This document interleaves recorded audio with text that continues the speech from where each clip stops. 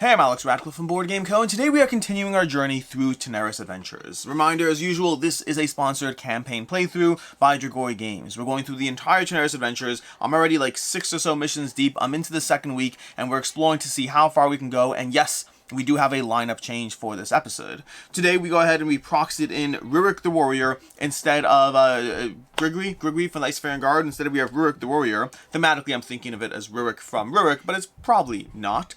And additionally we have Chiron, the Tycoon Redeemer over here, who's going to be helping us out as our healer, replacing our shooter. For the first time in this entire journey, we do not have an active shooter. That sounds so bad. For the first time in this entire journey, we do not have a shooter on our team, and we are going to go ahead and continue, starting off with picking our quest as we usually do so. To that end, we have two quests, Monumental Destruction or Arindunum. Arindunum. If neglected, you may forever ignore the secrets behind the Kemet magic, and what they know and what you don't about the creation of the world.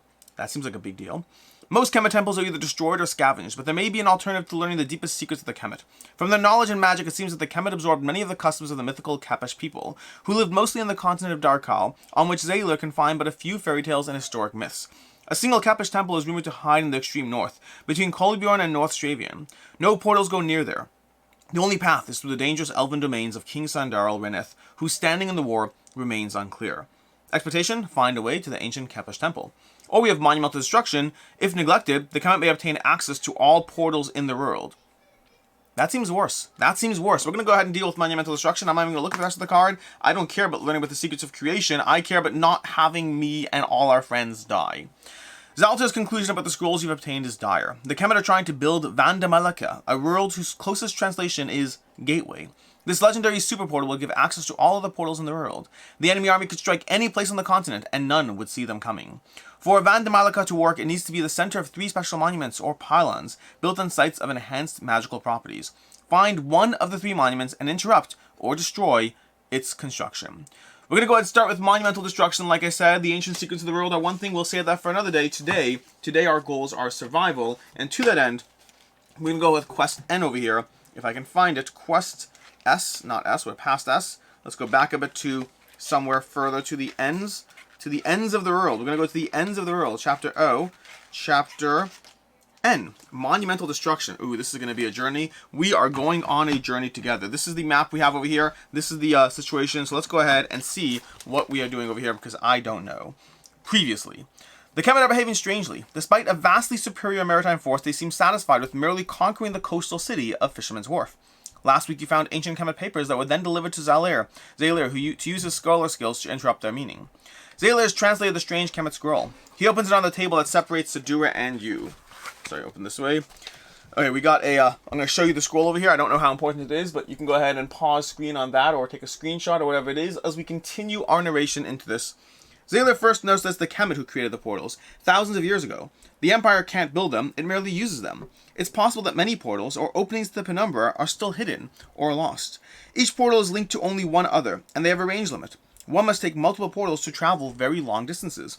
Zaylor's theory is that the Kemet are using rare crystals found on this continent to build a Vandamalaka, a super portal that could access all other portals in the world. The magical energy to require to open such a beast is massive. His theory is that the Kemet are placing these crystals in special magic places that form a perfect triangle, with Fisherman's Wharf, site of the Vandamalaka, in its center. So over here you can see over there, Fisherman's Wharf in the very center, and the 3 portals over there. 2 of the obvious magic centers are the dwellings of Avatar dragons, an island where Thyra was slain, and Azimir's presumed lair. Sedura decides to strike the 2 easiest centers on the continent. You, Sedura, Zaylor, and 5 officers begin hopping through portals. You'll gather local soldiers upon your arrival. The quickest path is through the capital. But just as you teleport to it, something goes wrong. An energy surge strikes your teleportation and casts you off into the depths of the penumbral plane. You try to understand what happened. Each hero makes an intelligence test, so we're going to go ahead and roll our hero dice over here, and these are nicely aligned with the colors, so we can go ahead and line these up and see how well we did. Not looking the best over here overall. 20 plus success, plus 1 to all rolls. Okay, wait, how are we doing this? Each hero makes a test. Plus 1 to all rolls per penumbral plane mastery. So we need to go ahead over here and grab our sheets of the stuff we got. So our penumbral plane mastery over here is going to be penumbral plane mastery. Here we go. We got 1. So we can add 1 to all our rolls. Then we're going to +3 to Ravels and Balma's rolls, or if you have Exita, NPC. Do I have Exita as an NPC? That's going to be an interesting question. I don't know if I do. Exita. I have Exita over here of Mad Nightmares. So she's going to be useful as far as being an NPC to help us. Keep in mind, I could have purged her last scenario, and I didn't. So good on me for knowing how that's coming. Oh, by the way, fun fact, I don't know what's coming. In general, even though I have gone through half a campaign of Tanares Adventures until now, before resetting for this playthrough, I specifically have been choosing alternate pathways wherever I can. So far, I've only replayed one scenario because I ended up in the same pathway despite trying not to. The rest of the time, it's all been different scenarios, including this one. Then we have, so we have +3 if you have Exita. So we have +4 to all rolls. +1 if one or more heroes succeed. Well, we definitely have one or more heroes succeed. I mean, we just straight up have one or more heroes succeed. We have 17 right over here. Oh, 20 plus is a success. Oh, wow. Okay, so 20 plus is a success, and we added 4 to this, making this 21. We needed one hero to succeed, and we did. That was close, though. You perceive that it was the destruction of the portal at your destination that cut you off. Something must have happened in the Imperial capital. If you have at least 1 Iron Hand efficiency and 2 Secrets of the Empire, checking our stats here, we have at least 1 Iron efficiency, and we have at least 2 Secrets of the Empire. We're going to put this over here. Then Sidura whispers the name Dilsgar. You see the determination in her eyes, hardening your resolve. Put a token on slot 0. Go to 3B, second entry from the Strange Pylon. You're stranded in the penumbra. Everything here is dark and gloomy, and even a torch produces mere dim light. Each hero puts one of their unused tokens on the HP track to mark their sanity. So we're going to go ahead and grab all these over here to mark their sanity. What sanity is it? Initial sanity, slot 10, plus your hero card's intelligence. So for green over here, our hero card's intelligence is 1, so we're at 11. For white, it's 5, so 16. For 15, I don't know when I said 16. Then we have as well as that for orange as well, and then as well. Wow, all of these are healers, the least sane person here. +3 for Rival and Baluma, if they can better understand them. +1 for all heroes if you have a token in slot 1, 0, and 1, or 0. We do, so we can add those. +1 for all heroes if you have 3 or more penumbral plane mastery, which we do not. The value presents your hero's sanity, which deteriorates in the penumbral plane. If it reaches 0, you won't die, but it will be hard to deal with the Kemet if your mind becomes twisted by madness, as you might expect. You see a strange glowing obelisk, and an old male Gloomful's corpse nears it. He still holds a map and a letter. He holds. There's no still holds here. He holds a map and a letter. Letter. Ingredients for the salve. Dust from the crater, penumbral lotus from the forest, crystal that can be found close to a passage to material plane. Be careful, especially with the region roamed by the unevolved. It's better to face acid or scalding sands than to be cursed and slowly lose your soul. She is counting on you. Give the Gloomfolk a proper burial, ignore his body, or burn his body. Interesting. Who's the Gloomfolk? Who is the Gloomfolk? I don't know the Gloomfolk person. You see a strange glowing obelisk and an old male Gloomfolk's corpse near it. He still holds. Now it makes sense. It's a corpse. It's a corpse. I understand it now. Do we give him a proper burial? It feels like that's a good choice. Or we could just burn his body. We're going to give him a proper burial. We're nice people. Go to 3C.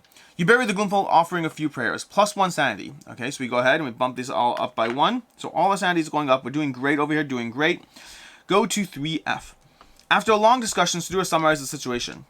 We must carry out the plan to destroy the pylons that energize the Kemet super portal. We're in the penumbral plane, a nightmarish and dangerous mirror of our homeworld. Zayla said that we can explore this plane to find mythical components that can be used against the Kemet, but this could prove dangerous and time-consuming. The blue signs in the Gloomfolk's maps are possible portals or exits to the material plane. Exiting through the north would put us close to the northern pylon, and exiting through the south would put us close to the one in the fire pits. Destroying 2 pylons will reduce their odds of activating the Vandamelica. The hero should take 1 exit, and Zayla, Sidura, and her officers another. The numbers in the map correspond to this chapter's sections. Use the lines in the map. The numbers in the map correspond to this chapter's sections. What numbers? Oh, there we go. Okay, I got it now. Okay. The numbers in the map correspond to this chapter section. Use the lines in the map to guide your journey. Go to any region linked to 3 on the map. Okay, so I think go to the section that matches the number of the region you want to visit. You should always start at the letter A of that entry. This is going to be confusing over here. So right now, we can go to any letter. So go to the section that matches the number of the region you want to visit. You should always start at the letter A. Use the lines map to guide your journey. Go to any region linked to 3. Okay, so there's a few things. So a few notes we have. We must carry out the plan to destroy the pylons. We're in the penumbral plane, which is bad. Zayla said that we can explore this plane to find mystical components that can be used against the Kemet. The blue signs to the Gloomfolk's maps are possible portals or access to the material plane. So these here are possible portals or access to the material plane. We have to be mindful of the way this map lines up with the Fisherman's Wharf over here. I don't know if it's necessarily clear what's what or whether we are there at all. These things might be signs for us. I just don't know yet, unfortunately. Is there a way to line that up? I don't know. That's the tricky part. It is tricky to wonder what's meaning what. Let's go ahead and zoom in the top camera for you for this particular part. We're going to have to zoom it back out later. Destroying 2 pylons will reduce their odds of activating Vanamalika. The heroes take 1 exit, and Zaylor, Sedura, and officers another. So I don't know what we're doing exactly, but you know what? We're going to head down. There's an X over here, which seems to indicate that's bad. So let's go ahead to 10. We're going to go to 10. Okay, so we're going to go to 10A. The strange creatures. You're in a region full of thin, pale mist. You see shadows forming the shapes of your worst nightmares. Each hero chooses one. Multiple heroes can pick the same option. Do we keep our guard up and walk close to the others? You attack the shapes before they attack you. Run as fast as you can. They are all in your mind. Focus on what's real. Thin, pale mist. You see shadows forming the shapes of your worst nightmares. They are all in your mind. Focus on what's real. We're all going to choose D. We're not even going to mix around with it. We're all choosing D. 10B. From the mist, penumbral fear monsters attack you. These creatures are known to become stronger as they feed on your prey's fear. Uh-oh. Okay, so we have to go, each hero makes a strength test. Okay, we're going to add our attribute cards, which, by the way, I probably should have done earlier. I probably should have been adding the sanity check earlier, which I forgot to do. But we're going to go ahead with the, well, should I have done that? I want to try to see if I was supposed to. We're supposed to hero card plus NPC card. I did not do that, so we should have had slightly higher numbers. But we have over here, we have bad numbers. 2, 8, we have 4, and we have 17. Wow, he's rolling really well to compensate. So we need to do our strength. So a 16 is a perfect success, a 10 to 15 is a success. +4 to Ravel and Barlamo's rolls, which again, I don't have those in play. Each hero gains the following roll bonus: keeping your guard up, -2 to your roll; attacking them preemptively, -4 to your roll; running away, -10; focusing on what is real, +5 to your roll. Look at that. I roll terribly, but we can add 5 to all our rolls. I'm not going to bother doing it because if a hero perfectly succeeds, that's going to be him only. That hero conquers its fears, defeats one of the creatures, and gains 1 cube. So that's going to be you over here. You're going to gain a cube for later. If a hero succeeds, 10 to 15, that's going to be you alone. Then that hero kills one of the monsters at the cost of -3 sanity. So we're going to go 17 down to 14. If a hero fails, that hero is overwhelmed by fear, -5 sanity. So these guys went down to 12. We're off to a great start. Then if at least 3 heroes succeeded, we did not, go to any region linked to 10. Otherwise, you are forced to flee. Return to the region from which you came on subsection A. Wait, what? So we have to return on subsection A. So I think we have to go back here. If you came from region 6, whoops, If you came from region 6, no. Return to the region from which you came on subsection A. So I guess we're going back to 3A. Is that how it works? I assume that's how it works. 3A. You return to the place for the first time. Okay, there we go. If you return to this place for the first time, go to 3.1. 3.I. There we go. 1 second. Sorry. We got this 14 over here. We got these 12s over here. Just trying to track what's happening. 3I. If you buried the Gloomfolk, go to 3G. We did. Go to 3G. You see the Elbus, but the spot where you buried the Gloomfolk seems to have been dug up. The body is gone, and it looks like the digging was made from the inside. That's when you see a spectral figure at some distance looking your direction. You hear a noise spent nearby. The obelisk glows. As you turn back to the ghostly figure, it's no longer there. You find nothing else here. -3 sanity. I assume that's -3 sanity across the board, but I don't know that for sure. I assume it's all figures lose 3 sanity. Go to any region linked by 3 on the map. So this has been going great for us so far. That was our time to go to 10. We're going to go to 4 instead. 4. The tentacles. The ground is purple and covered in some sticky ichor. Tentacles suddenly sprout from the ground and retreat into the goo. As you cross the strange land, hundreds of giant tentacles suddenly surround you. Do we attack tentacles, try to run as fast, or do nothing and wait? Tentacles gotta attack. We're gonna attack tentacles. You fight your way through the tentacles and manage to traverse. Each hero takes 2 damage. So we're gonna go down 2 damage over here. 55 to 53. We're gonna go down from over here to 15 to 13.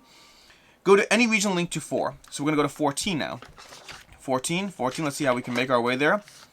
14. The mountains, northern reach. The temperature quickly drops as you climb to a snowy mountainous terrain. A strange wind blows. Its creepy sound resembles a wail. That sounds like a dying cat. -2 sanity. We're going to go ahead and lose 2 sanity each. We're dropping down to 7 sanity over here and 9 over here. This is not going great. After a long journey, you find the portal inside a cavern. You can see the location on the other side, somewhere in Stravian, one of the regions where Zayla thinks the Kemet are building a pylon. Do we close the portal? You find some crystals that fit the description of the dead Gloomfolk's list, but these are infused with cold energy. They could be useful in the fire pits. Put a token in slot 11. Okay, if you don't already have it, go to 14B.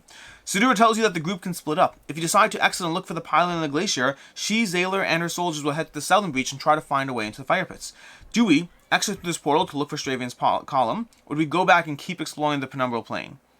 Honestly, I'm worried about how fast my sanity's been tanking, so I think we're going to go ahead and go through the portal and look for the thingy. Go to 17. Remove all tokens on the HP tracks except tokens 3, 9, and 12, which we don't have. So we're going to remove all these. You have the feet of Stravian's region, and so you have the feet of Stravian's range cold mountains with a rough idea of where the Kemet might be building their pylon. After a long search, find some men dragging a wagon through the snow. They are Iron Hand soldiers, but their symbols are slightly different. The tip of their gauntlet's thumb is painted black.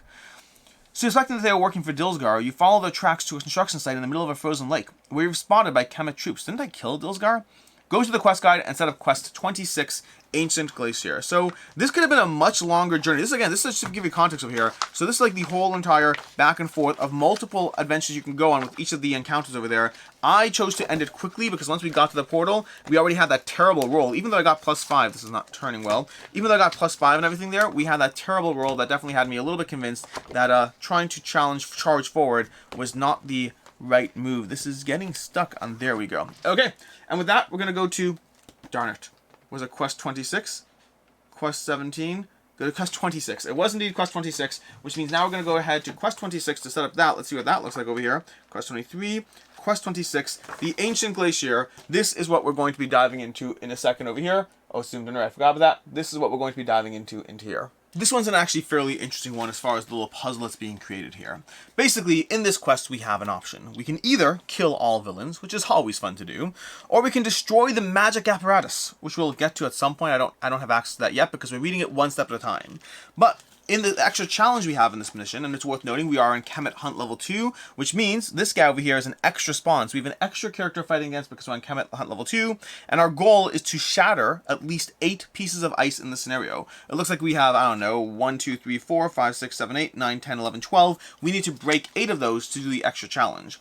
To that end, there's a concept here called unstable ice. One ice has 3 things on top of it, and things are characters, whether ours or the enemies, or barrels. When a piece of ice has 3 things on top of it, it's going to shatter, dealing 15 damage. It's going to become weakened and broken ice, which is going to make everyone on it take 15 damage right away, and now we have a piece of broken ice. Once it's broken, it will be counted as spikes and rubble at the same time, meaning it'll do 15 damage, not 4, it's a little worse than spikes, while also taking an extra 2 movement to move over each space the way you do with rubble. Past that, that's basically the last thing to cover is rolling barrels. When you have a hero next to a barrel, they can use an activation, a movement point, to be able to move it up to 3 spaces in a straight line, and it hits things that are in the way. So for example, if this guy's over here, we can go 1, 2, 3. It pushes things along the way, and now we have 2 things on that ice over there. It's worth noting that if we had the upgraded level hero token, where was this? I don't remember what this was. If we had the upgraded hero token, meaning depending on how the encounter had gone for us in the first quest phase, there are a few things that would have changed, and one of them is that it will only take 2 things to weaken ice as opposed to 3. For better or for worse, because that makes it easier to weaken ice. The flip side is with 3 things, we can possibly manipulate more enemies to take 15 damage at a shot, so it is a for better or for worse kind of situation. We're going to go ahead and populate this board over here, trying to get some people out over here.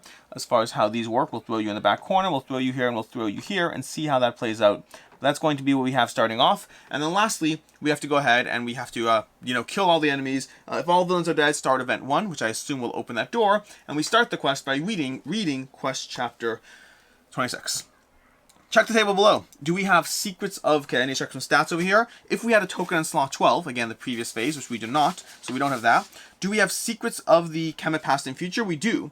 Knowing the details about the Vandamalika's construction gives you confidence. Each hero gains either a token or 2 empower tokens. 2 empower tokens is an extra 6 damage at a time, which I think is worthwhile. I think the math on a token is a single token worth 6 damage. I'm just going to go ahead and take us, we're going to have all heroes have 2 empower tokens, which means their first attack is going to do an extra 6 damage. So we're going to remember that. I'm not going to bother doing it. Then we have the third eye papers. Do we have that? We do not have the third eye papers, unfortunately. Okay, check each hero's final sanity. Okay, I forgot to do that. Oh no, it's still on the board actually, so we do have that over here. Let's see, apply the resulting table. Remove all cubes on the track except slots 3. Any hero that's at 10, nope, 4 to 9, lose 1 cube. So 4 to 9 is the range we are all in, so we're all going to go ahead and lose a single cube, unfortunately, which is what it is. And then from there, we're going to go ahead and return the cubes to these. So we didn't really walk in with any terrible, horrible result, but it's not the best over there. Keep in mind, if we got into 0 sanity, we would lose a special attack. That is devastating. Okay, the quest now begins. We can go ahead and take our first turn and see how this plays out in this horrific quest of anything. And so, let's go ahead and do this. The main key thing here is going to be navigating and moving barrels around as much as possible, which is going to be the tricky part. So we can start our quest using Retribution at the start of a turn. No, we start with move 6 and deal 7 damage to a villain within one of you. I'm going to go ahead and move over here because over here, the start of the quest over there, that's going to give us the opportunity to be able to start off nice and easy and shoving a barrel into somebody, hopefully repositioning them a bit. So we'll see how that goes over here, which means we're going to go ahead. And one thing I need to check up. I need to check one thing. It's on my list of things to check over here. Let's see. We have that. No, not that, not that. So I need to go ahead and just check one thing, if you give me a second here, because I want to see page 78. Dun dun dun dun dun dun dun dun dun. Okay. There we go. Okay. So, I want to check out pull. When you pull 6, it seems to imply, if I'm reading this correctly, that you move at most that many squares. In other words, pull 6 does not have to be pull 6. It could be pull 3. That's what I think I'm reading. Hopefully reading that correctly. Although it doesn't help because I don't have any of my skills. Oh, that's the worst. That's the worst. I need to kill some stuff over here. We're going to have to kill some stuff. We're going to have to figure this out over here. In any case, we're going to start this off over here. We started by doing 7 damage to this guy over here. That is this one, which means he's going to go from 75 down to 66 over here, which is great. They have a ton of health for the record, a ton of health to deal with. We're going to have to figure that out. Additionally, past that, we don't really have anything else we need to worry about. He has 2 charged skills, which he lost 1 already, unfortunately. And we're going to go ahead and try to figure out how to make our way through this. How to deal with the enemies. We want to kind of navigate them on the spikes. But we don't always have the options we want in front of us. We could shove that guy there. We could shove that guy there. The way they actually started these barrels off is a little annoying. Let's see who we're going to try to start with first. Let's go ahead. Move 3 the target. That's useful. That is useful. Okay, we're going to go ahead and have our healer go first. Why should we have our healer go first? Everyone did take a little bit of damage. We already took the damage for the fact that we're on Cabinet Hunt level 2. As I mentioned already, I don't remove a special attack because it's not fun. I pinged all our guys by 5 damage each. And we're going to go ahead and analyze within 1 of the target. We could play with that. Let's see. This blue guy is going to try to target the furthest hero. He's just going to shoot, which means that's going to be easy enough. So we can go ahead and have him go ahead. Oh, that could be fun. Move 3 the target. Blast 7. Oh, I'm seeing what I can do over here. Okay, I'm readjusting what I'm doing over here. We're going to go ahead and do this over here. So we're going to have Hope Healer. If an ally is if it was within 3, which they are, move 3 the target, heal 3 an ally. So we're going to rely on that. And we're going to see what we have over here. These first things over here, a dead ally revives. That's pretty awesome. Power Offering, 8 damage, 2 combatant swap. Okay, so I'm going to ignore that for right now. We're going to go over here and I do Angelic Feather. Nope, not yet. Nope, not yet. Or an ally moves 3. I don't know if I need those yet. All enemies in a 3x3 area. That's possible as well. But we may say that for next turn. I think it's going to be a very interesting turn to play out over here. We're going to see how this goes. But if I start with a move, and if I start with that guy's ranged, that guy's targeting the hero with the most HP. The hero with the most HP is currently tied at the moment. No, it's currently him. So we don't want to attack him yet. We want to attack him. Okay. We're gonna try this out. We're gonna go with it. We're gonna see what happens over here. For each charge token, a hero flips an attack. I guess we'll go with Angelic Feather. I think that might be the best way to go for right now. We'll save Holy Blast for next round, I think. Alright, Angelic Feather. So we're going to go ahead and do 10 damage plus effects. So we're going to go ahead and attack this guy. He's coming in at a defense of 6. We're going to go ahead and roll. And we got a 15. That's good enough for me. That's going to deal 10 damage to him. He's going to drop from 65 down to 55 over here. And then we're going to go ahead and have a hero flip an attack and heal 7 a hero. So we could and should be able to heal ourselves from 48 to 55, bringing us back up. And then we're going to go ahead and have a hero flip an attack. So his attack's going to be flipped. We also are going to resolve his starting baseline over here, which is move 3 the target, heal 3 an ally. So we're going to move him 3 over there, and then we're going to heal 3 an ally, and we'll go ahead and have, you know, why not have him go 1, 2, 3 to 65. Okay, that's going to be that. And then, 66, I mean. And then we're going to go ahead and have a hero flip and attack. I don't have a clear picture of where I want to flip, but let's go ahead and take a look at what we got over here. We have a level 1 skill. Let's just go ahead and do, nope, not that one, that one. We're going to go ahead and have this one over here. Move that. We're done. Okay, so we flipped an attack, which gives us a little more flexibility to cycling back in. Also, should we use our skills over there? That was our healer. Our healer has the staff. We're not going to use it yet, but right now the enemy is going to go ahead and activate in response. So the enemy is going to go ahead and activate, and they're going to target the hero with the least HP, which is now my tactician. So they're going to go ahead and roll against my tactician. My tactician has a defense of 7 over here, so they're going to take their die and roll, and they hit a 5, which is beautiful. I love when they miss it early on. We're going to have them do 8 residual damage to my tactician. My tactician is going to drop from 53 to 45, and that's all that happens there because they missed. They didn't get the rest of their effects. We're doing beautifully as far as things go.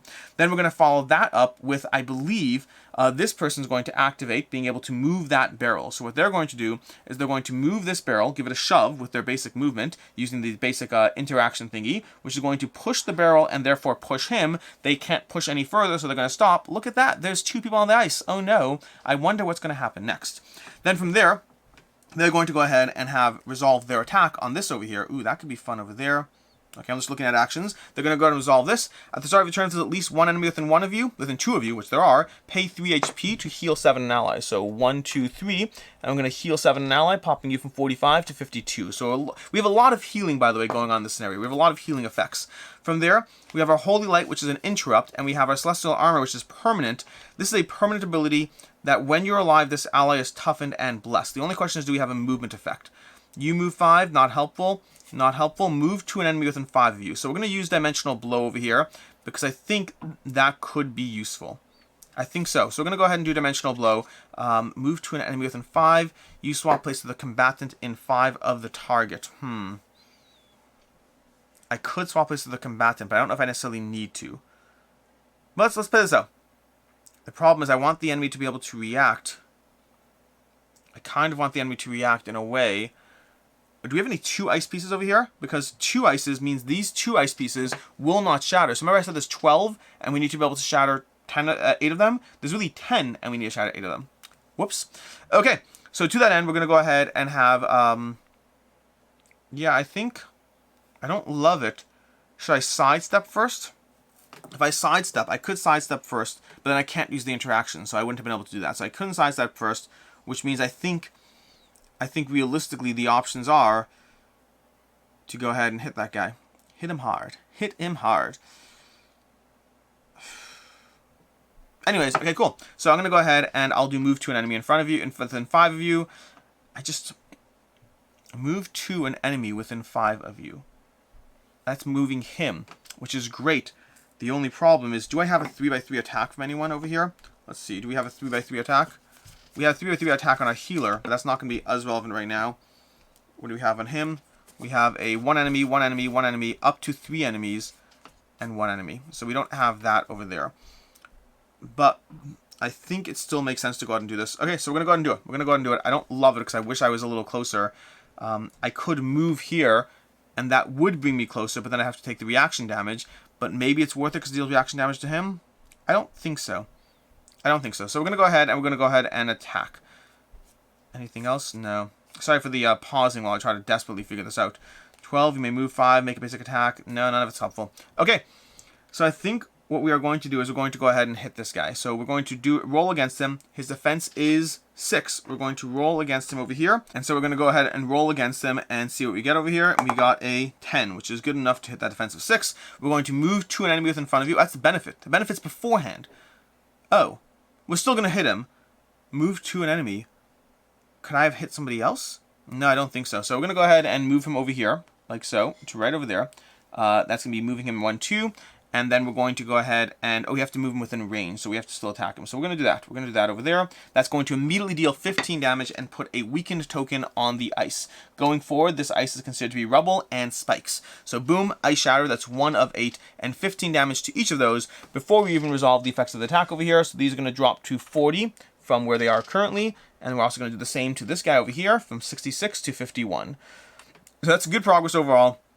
And then we do 11 damage to that blue guy as well. So it goes from 40 down to 29.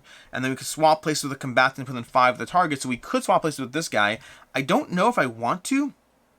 I guess I do, because it will make it easier to potentially start getting him on these ice if he's over there. Maybe. I don't know. We'll find out.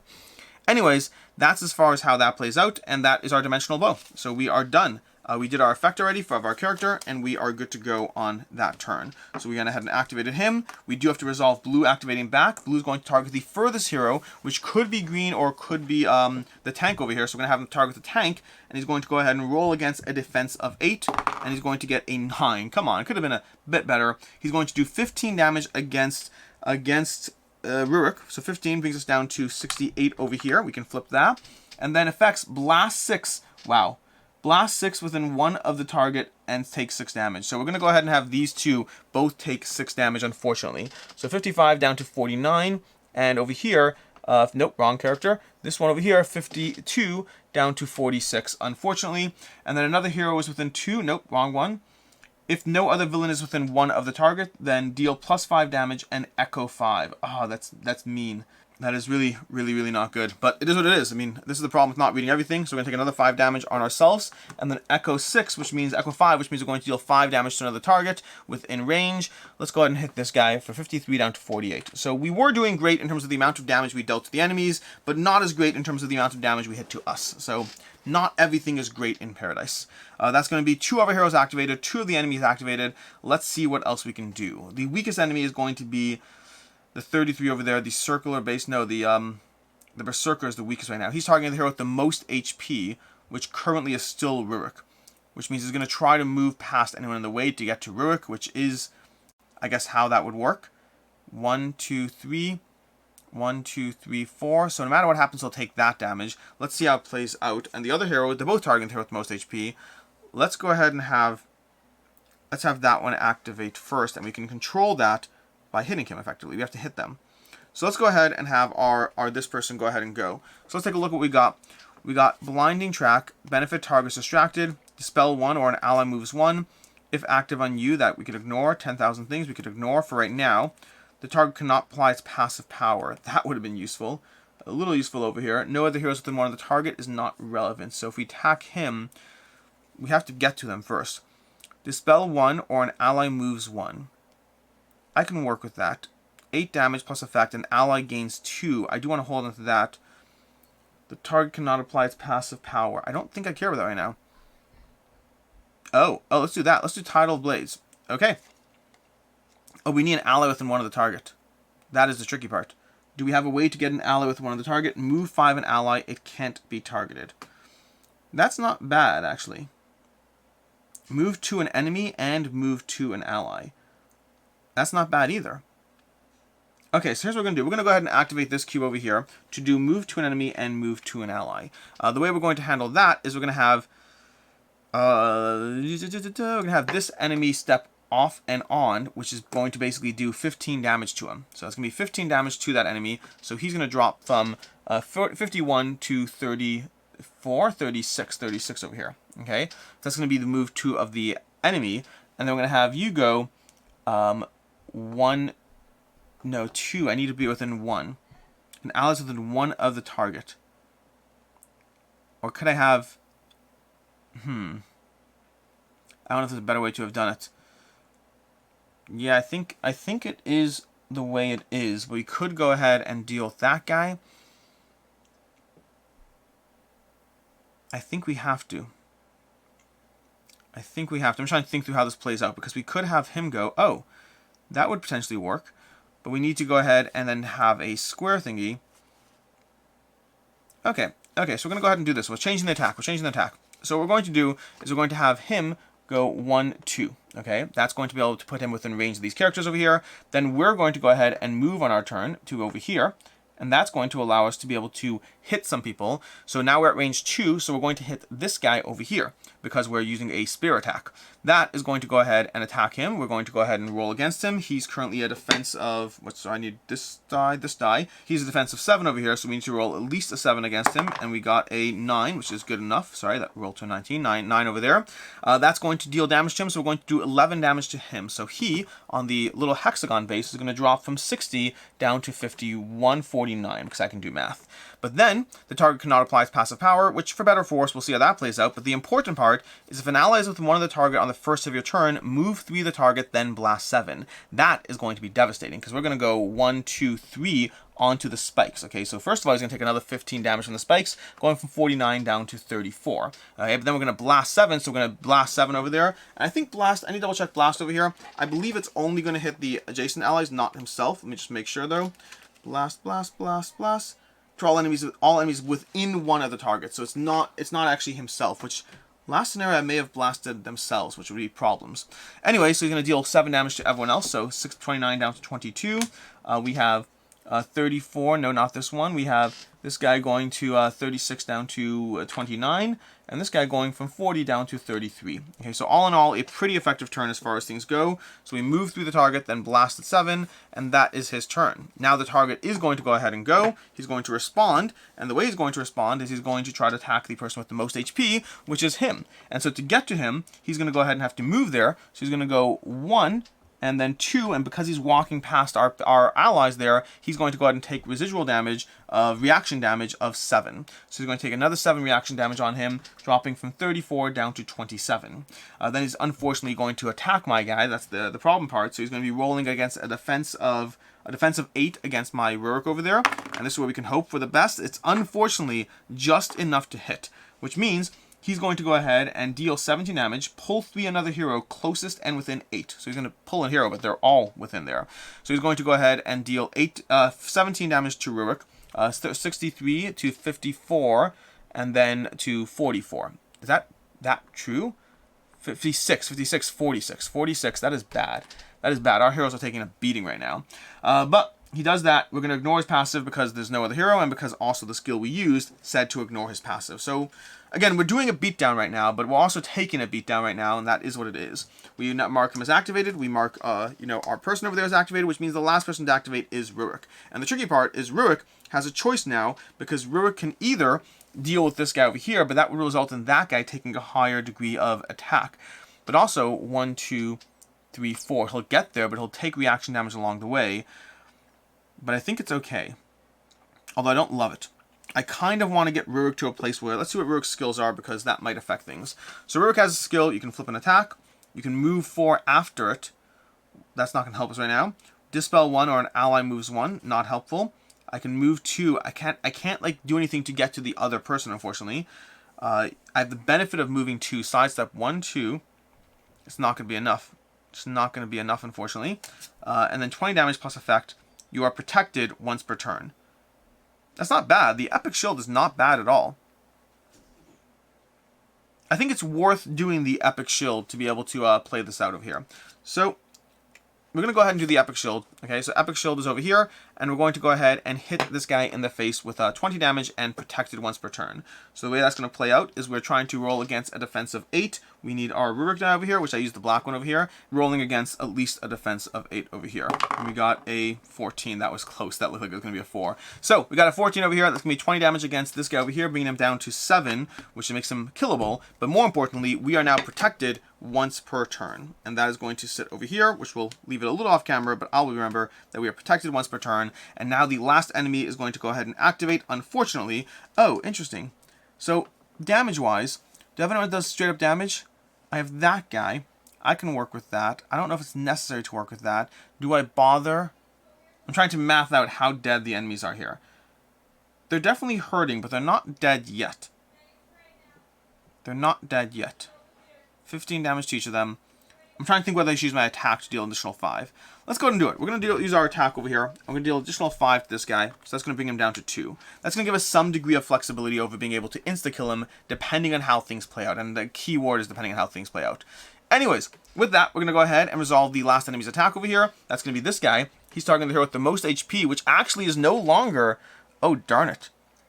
Oh, gosh darn it, and gosh darn it again. Is there anything I can do about that? I don't think there is.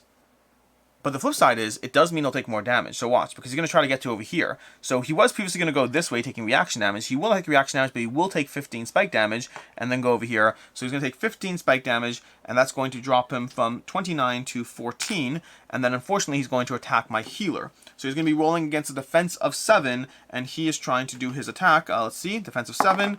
And we got a 14. So they're still hitting most of their attacks, unfortunately. That's going to do 25 damage. This is so brutal. 49 down to 24. That is just abysmally. Pull 3 another hero. So we can go ahead and pull the closest hero. I guess we'll pull you. Why not?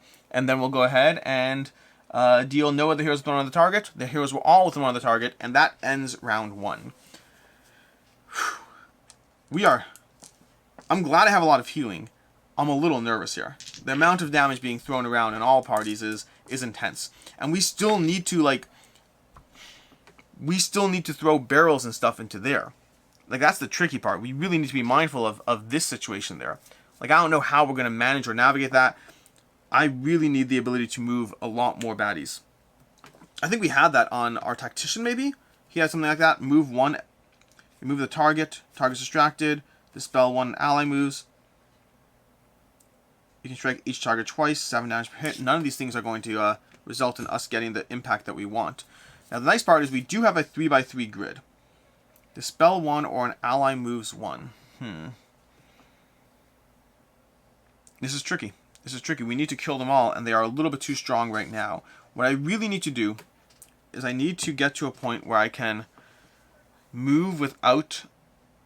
I don't have any stats right now. And I can't push them easily into the grid because of where the barrels are. We can push a barrel... What is the rule? Pushing a barrel 3 squares. Move 3 the barrel in a straight line. It's not going to play out well for us. Can I somehow, like, fly around things? I don't know, man. This is... You move 5. Make a base attack against another enemy. That would kind of work, but sets us up for next round, not this round. And we need to kill them all this round, because I cannot afford to take damage from these guys. Because can anyone do anything a little stronger? You flip an attack. An ally moves 1. An ally moves 1. Can I work with that? I don't know if I can. I'm trying to move the barrels around, basically. That's the tricky part. 15 damage. You move 2 as part of my Iron Wall effect. This is just bad. The degree of shut-in that we have.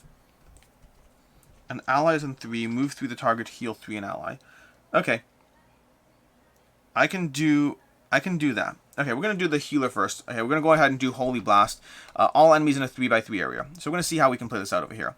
What we're going to do is we're going to go ahead and attack this 3x3 grid over here. So it's going to be him, him, and him. We're going to ignore him because I'm not as worried about him, at least right now.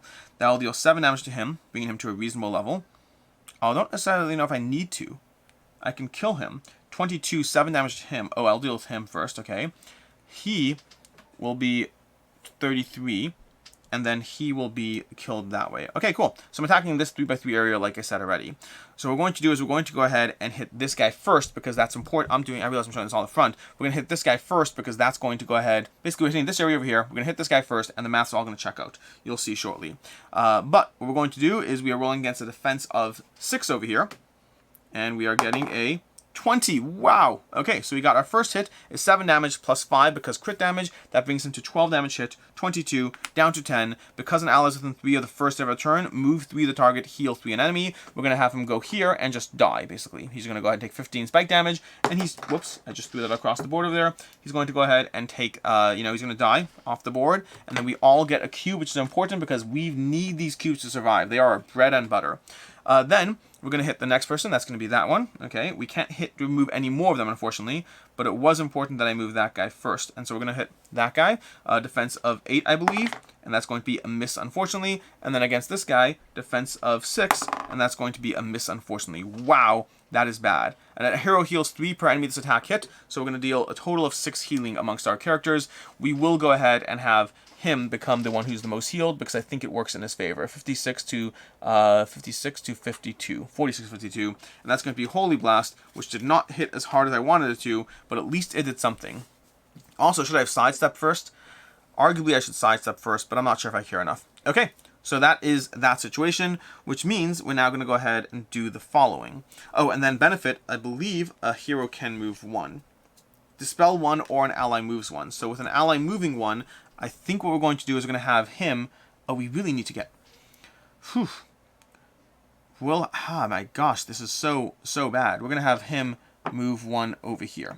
Why? I don't know. We're going to work with side steps and things. Okay, so that covers all that, which means it's time to now deal with the next person. And the person I killed, I attacked him. He's dead, so he can't react. He is now gone from the board. We could remove this guy from the table. We'll take these off, and we have 3 people to kill instead of 4. Also, because of the fact, well, we'll get to this in a second. Okay, heal for an ally, that. I think we need to go ahead and use you. You should have a card. Yeah, Righteous Retribution over here. I think that will overall work. So we're going to do Righteous Retribution over here, which is going to be choose an ally. Whenever it gains a cube, deal 4 damage to its closest enemy within 6. The tricky part is we have this, which is going to work. Okay, so we need to kill the circular base guy. So you know what? We're actually going to go ahead. We're not going to have this guy move. We're going to have this guy move. And then at the start of your turn, you're going to sidestep. So we're going to sidestep over here, which is going to be helpful, because what we're going to do is we're going to attack you and kill you. That's going to result in, well, we have to actually roll to kill. So we have to see rolling against the defensive 8 over here. We're trying to kill him. We're going to go ahead and roll.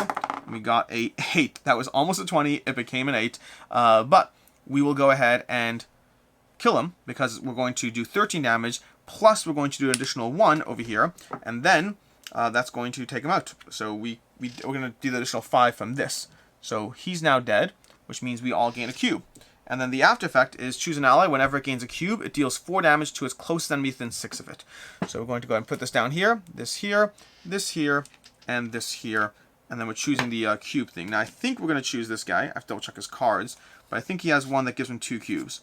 Yep, an ally gains 2 cubes. Okay, so we're going to go ahead and have... Oh, he already activated. That's so... No, he didn't. I activated him. That's what I activated. Okay, so that's going to go ahead. We're going to put this on... If he has the effect, then we're going to put it on... I guess on Rurik? Yeah, we'll put it on him. Who cares? He's not using the cubes right now. He'll use them later. Okay, that will be him right now. So that should be fine. And then we'll go ahead and mark him as activated. Now he did kill the guy, so the guy's is gone, so he can't do anything, which means now it is time to deal with... We still have this annoying guy over here. He's really annoying. Move through the target. I just don't see a way... I don't see a strong way to deal with getting this person over here. Is there anything I have as far as movement stats at all? Because we really need some movement stats, things that move the enemies. An ally moves 1, doesn't help me. I guess helps me. No, it does not help me. You move 2. 1, 2 does not help me again. Well, perhaps I can, depending on how it plays out. Because we have that guy. I mean, that guy's just sitting there. He is just sitting there. Is there anything I could do? We now have cubes that we've earned. So because we have cubes that we've earned, we possibly could go ahead and do some fun things. But I really need to get away from the current game state over here. Move 2. And you move 2. Okay, so what we're going to do is it's going to be his turn. But the way we're going to handle that is we're going to have him spend a cube to do move to an enemy and you move 2. So we're going to move this enemy 1, 2, where it lands on spikes and die. That's going to kill him right there. That's going to give a cube to everyone. Because it gives a cube to everyone, it's going to trigger off this, which it does 4 damage to him. So he takes 4 damage, dropping from 33 to 29. 33 to 29, there we go. And that also frees up our abilities to actually, well, play with things a bit. So to that end, I think what we're going to do doesn't necessarily free up things as much as I want, but it does free some things up. This guy over here has the ability to run to an enemy, deal 7 damage, and move it 2. Okay. I could do that. I think... Will it work? I think that should work. So here's what we're going to do. Ready? Okay. So we're going to go ahead and we're going to activate this, paying in 2 cubes, run to an enemy, deal 7 damage. Let's just hit. I just hit that. We're going to go ahead and run to the enemy, going through here, going through there, dealing it 7 damage. So it's going to drop from 29 to 22. Then we're going to go ahead and move it 2. So we're going to go 1, 2 onto the ice. Okay. Or we'll move it 1, 2 onto the ice, let's say. Then for my first movement point, I'm going to go ahead and I'm doing this on the last person's turn. Then we're going to go ahead on our first movement point. We're doing 1, 2, 3 over here. And that's 1, 1, 2, 3. Then 1, 2. So that's going to be of our movement. We did 1, 2, 3, and 2. So we have 1 more movement left. So I've pushed them all on here, which is going to make that broken ice. And that's going to be broken ice right now, which is going to deal 15 damage to him, dropping him from 22 down to 7 over here. I think that's correct. Then he still has an attack to play out. We have our second piece of ice broken, which was half the point of that because I'm trying to get all pieces of broken ice over there. And we need you to go ahead and do, oh, that's just mean, unfortunately. But I don't think I want to do it right now. I think I have to, though. I don't see a way around it. What's the enemy setup for the next scenario? A bunch over there. It's not going to be close enough. Let's go ahead and do this. Let's go ahead and do this because I don't see a better way to, I don't have a way to hit this guy otherwise. Then we're using our last movement to move 1. And then, because I couldn't have moved him here, the barrel would have hit him. So yeah, our last move is going to move 1, which means we're going to do Soul Leak, which is a range 2 attack over there. And we're going to go ahead and hit him. And honestly, even residual damage should be enough to kill him over there. So reaction damage, or no, it's only 5 reaction damage. That's unfortunate. So we do need to hit him on this. He's a defense of 6. And we are rolling our orange die over here. Nope, off the camera there. And then 17. Beautiful. Okay, that's going to hit him, and we're going to go ahead, and an ally could move 1, so let's go ahead and move some people up the board, because why not? Let's go ahead and have you move over here. I don't know what I'm doing, but why not? Okay, no, you actually have a lot of movement. I'll have you move over here. Then we're going to do 8 damage, which kills him. Effect, an ally gains 2. It doesn't matter at this point, because there's no one else to kill, but at least he is dead. All the enemies are successfully dead, so at least we're feeling a little better about our chances, and that's going to result in an ally gaining 2. Which ally benefits the most from having? This guy's just straight up healing around all the characters. So we're going to just pop in, oh wait, no, we have to do it differently. An ally, because we're going to go ahead, because we killed him, we're also going to get another one. So we actually do want to distribute that a bit more, otherwise we're wasting that. And that's going to be his effect. He is done over here. We only have 2 more attacks to flip over there. We want to get through those quickly enough. That's going to be his action. He is now done, and all the enemies are now dead, and we have 2 weakened pieces of ice. So we're doing great. And then lastly, we can go ahead and have Rurik run. Rurik's going to just run straight towards the edge, because I don't know if these barrels, do we respawn the barrels? It looks like we do respawn the barrels every round, so these barrels in this room won't help us. So he's going to go 1, 2, 3, 4, 5, and 6, and then 1, 2, 3, 4. Why not? Head straight to the door. Let's see how things play out next round, because at the end of the round, we are going to go ahead and read event number 1. Start event 1. Wait, no, did we start anything? No, it was just start event 1. We don't actually do anything setup-wise. As you defeat the last Kemet, you feel the winds blowing, cold enough to freeze the blood spilled on the ground. Ahead, you see a fortification and some wagons filled with bright bluish crystals. But before you can reach it, more troops rush in your direction. Remove the big red door and all barrels from the grid. You see, unfortunately, the barrels do move. And then we're going to go ahead, place event 1 barrels. That's going to be over here. We'll do some of the setup so you can see, just because I'm reading through this as we go. But it means we don't have access to all the barrels right away. And this one's on spikes, too, which is interesting. Then, remove the broken ice tiles. This is the part where we'll go ahead and set up. What we're looking for over here, basically, is we're looking for this setup grid over here. And we're just going to set that up, and then we're good to go. The upside is that we're all set up. The downside is that we're going to be taking some damage here. Basically, we place the barrels, which you saw me do already. We remove all the weakened ice. So we're going to remove all that. And then a hero takes 15 damage, less 5 per tile removed. So we're going to go ahead and have him take 5 damage because we lessen it by 10. Had we weakened all the ice, that would be better for us. But we didn't because, it's impossible to because of the fact that we didn't. Again, this goes back to the pre-game setup. The pre-game setup stuff would potentially allow us to have done more stuff and more damage and have more things in our favor. The pre-game quest stuff really does matter. We're going to go ahead and place down new characters, which we did. It's worth noting we have 3 enemies we're fighting against. If we had Kemet Hunt level 3, we would be fighting against 4, and Kemet Hunt level 4, we'd be fighting against 5, which would be bad. And then the big yellow doors over here. If all villains are dead, we'll move to the next step over there. So we're trying to kill all the villains, and again, we have broken ice, broken ice, broken ice, broken ice. We we can afford to ignore some of this. We're trying to get to 8 broken ice tiles. It helps us in the game, and it helps us in the end round. So let's see what we can do, because I am still worried about our health, although I am feeling a whole lot better about our cube management. We have a lot of possible healing. Speaking of possible healing, I think it might make sense to have our green guy go first over here, but he needs to go ahead, heal 8. We need this is certain skill we need. Heal 7, a heal... What's cube? I thought I had an ability here. Nope. Did I not have... Was it yellow who did this? There was someone who, every time a hero healed, I could have sworn it had an ability that whenever a hero was healed, for each charge token, dead, heal 28, heal heroes 3. I am wondering where my skill tokens are, where my cards are, because I thought I had a card that said whenever a hero heals more. I may not have taken it. I may not have taken the card that says whenever you heal more. So that's on me, because I totally thought I took a card. Anyways, so we're going to go ahead and have things try to move around. So now this enemy is in here. That enemy has a movement of 7. He has a movement stat of 7 because of his ally. So 1, 2, 3, 4, 5, 6, 7. That is unfortunately not enough to actually hit line of sight right now. So he can't go first, because that will set me up for, well, failure. This guy, on the other hand, this guy could go 1, 2, 3, 4, and then hit him easily enough. He'll be trying to target the person with the most HP, which is him, so I don't like that as much. He has a movement of 6. 1, 2, 3, 4, 5, 6. Do we have any spare attacks left? Because that could be, honestly, we could do our dancing attack off the bat. We don't have a standard spare attack, but we do have Eye of the Augur. All effects on the enemy would apply on one of its allies help you instead. So I could do the Eye of the Augur and have him try to run past me, because he'll go 1, 2, 3, 4 to try to hit him. So it's not bad. It's not bad. Let's try to go ahead and deal with that. We could do that as well. That could help too.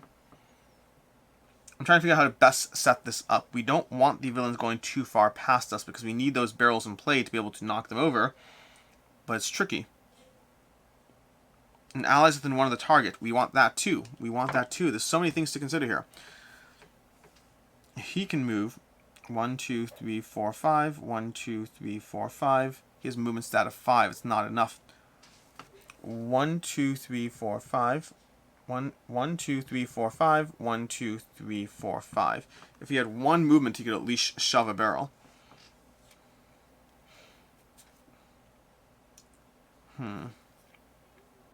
There's not much we can do over here.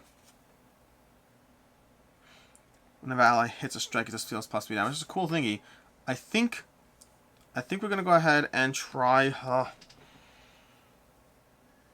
If we pull him there, that can help. The tricky part is this piece of ice is impossible. All right, let's just play it out and see what happens. I don't know how it's gonna play out. We're gonna try our best, and we'll just hope for the best. I think I am gonna go ahead and have. None of them are helpful. None of them are helpful right now. He's going to go ahead and just move 5. You know what? Do we take a dead turn? We could arguably take a dead turn to reset. They all have guard, so they're not going to really activate as long as they have guard. Interesting. They all have guard. I can reset. I don't know what I'm doing over here. We're just going to go ahead and take a round. There's no round penalties, so we're just going to go ahead and have them all move. We're just going to go have them set up for the next round. That's what we can do. I'm being foolish about this. A guard is a status effect. In the gameplays that I've done so far, I haven't really gone into guard a lot because I haven't needed to, but guard is a status effect that kind of has them patrolling and doing nothing, at least not yet, at least until their enclosure is breached upon. In fact, let's go ahead and read out guard because it's been so long since I actually dealt with it. Guard on 40.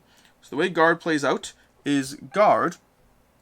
Villains are unaware. They're inactive combatants. They do not take turns. While they're guards, they're shielded 6. They stop becoming guards when, if they are declared the target of an effect, if it gets affected in any way by anything, if a non-guard combatant moves within 3, if another villain in the same group becomes active, activated X-guards must be included in the turn order. They become immediately ready to retaliate. So basically, as soon as I move within 3. So honestly, I have a lot more movement control than I thought. Guard 3. Yeah, okay. We're going to go ahead and actually just move all closer. So this guy's going to move up to here, like I said before. That guy's going to move the full 7. He could go ahead and move into here. Why not? They're all kind of moving into range to be able to deal with them. This would be 1, 2, 3, so that's not good. So we're going to go ahead and have you move 1 further back. We'll have you stay 1 further back, because why not? Okay, there we go. That's our new round setup, and that's the end of the round. End of round. We're on to the next round. There we go. That was easy. So we're going to go ahead. I think I've probably been underusing guard to set up for next rooms in past games. I've probably been underusing it, making it harder for myself. Now that I have guard prepped over here, I can go ahead and deal with the enemies. So on the next turn now, we're going to go ahead, and this over here, though, this will come back, though, to our used cards, because that's no longer in play. And we are going to try to figure out how to do things. Now, I could shove the barrel 1, 2. Oh, that's not bad. If I shove the barrel here and then push it there, that's not bad at all. So, I think that might be worth doing, but then he'll activate. So I need to be mindful of that. No, there's no point of them being on this ice. This ice won't do anything for us. 1, 2, 3. That won't help us either. I'm trying to figure out the barrel shoving situation here to get what I want out of the situation, which is not going great for me. What I could have done is I could have had this guy set up over here, which probably would work, and then this guy set up over here. No, this guy would not have been able to make his way there, but he would have been able to make his way there. That kind of works for me. Okay, and then from there we'll have him go, and he'll do his first range attack, move 3 the target, heal 3 an ally. 1, 2, 3. That's not enough. That's not enough. I'm trying to think through the best way to do this here. Do I have anything that will move the target more? An additional 1. An ally moves 3. It's not happening. He wants to target the person with the most cubes over there. I could pull the target. I'm realizing now I could pull the target. 1, 2, 3, 4, 5. That could work to an extent. But then we push the barrels. Okay. I think it's good enough. Here's what we're going to do. We're going to go ahead and we're going to slide this barrel on our first turn. On our first turn, we're going to slide this barrel over here. Yeah, I think this works. Pull 4. So we're gonna switch this around a bit. He's gonna go over here. No, he can't go here because of the rules, because he only had the movement to get there. So we need to be able to pull someone. Who has pull? He does not have pull. He does not. He has pull, but he needs to do it on an ally's turn. So if we attack him and pull him, I think if he can do it on our ally's turn. Okay, here's what we're going to do. We're going to push this over here like so. Okay. Then we are going to go ahead and have you attack you. No. You're going to attack you. There we go. You're going to attack you. Okay. Which is going to go ahead, and that should be enough for us to do things. I think so. Yeah. Okay, fine. So we're going to go ahead and you're going to attack him like so. So basically, we're hitting him. What we're hitting him, I don't know if it matters. An ally moves 3. Doesn't necessarily help me strongly to do so. Heal 10 a hero. For each charge token you have, we don't have any charge tokens. So you know what? We're going to go ahead and dispel 3 or an ally moves 3. We're going to just do that. So we're going to go ahead and do Sacred Purification. We're attacking him. We're rolling against him. Sorry for the long turn. He's got a defense of 8, which means we need to, well, roll an 8 over here. We're going to roll a 14. That's plenty good. We're going to go ahead and have him deal 6 damage against him. So he's currently over here because he's an insane person. He's going to get down to 69 over there. And then he's going to be 6 damage. That's what I did. Perfect. Plus effect, heal 8 a hero. We're going to go ahead and pop up, you know, we want you to be the most one. So we're going to have you go 52 to 60 over here. And then we're going to go ahead and, as well as that, if an ally is within 3 of you, which there are, move 3 the target, heal 3 an ally. So 1, 2, 3. And then we'll go ahead and heal 3 an ally. Let's go ahead and have you go 41 to 44 so that nobody dies. That's going to be our full card effect over there. And that is everything. An ally is in 3. First turn of the round, we are done. Now, the reason that's important is because now we can go, oh, we're not done totally because we still have, we have movement points, but we can save that for after. So what we're going to do is we're going to go ahead and have you now trigger your 2 over here to pay 4 HP, pull 6 a villain, it takes 10 damage. So we're going to go 1, 2, 3, 4, 5, pulling that villain over there. So we're pulling him here, and then he's going to take 10 damage, so he drops from 65 down to 55 over here, and that is that turn. Oh. That's mostly that turn done. He's still going to react. So he's going to walk over here, which means he's going to take reaction damage from him of 6. So he's going to drop another 6 from 69 down to 63. Then he's going to attack Hugh, who's protected 3. And protected is going to make sure that he takes less damage over there. So he's going to go ahead and have, well, not take less damage, he's going to have more defense. And so we're going to roll against him. So he's dealing with a defense of 8, which is a good defense stat to deal with.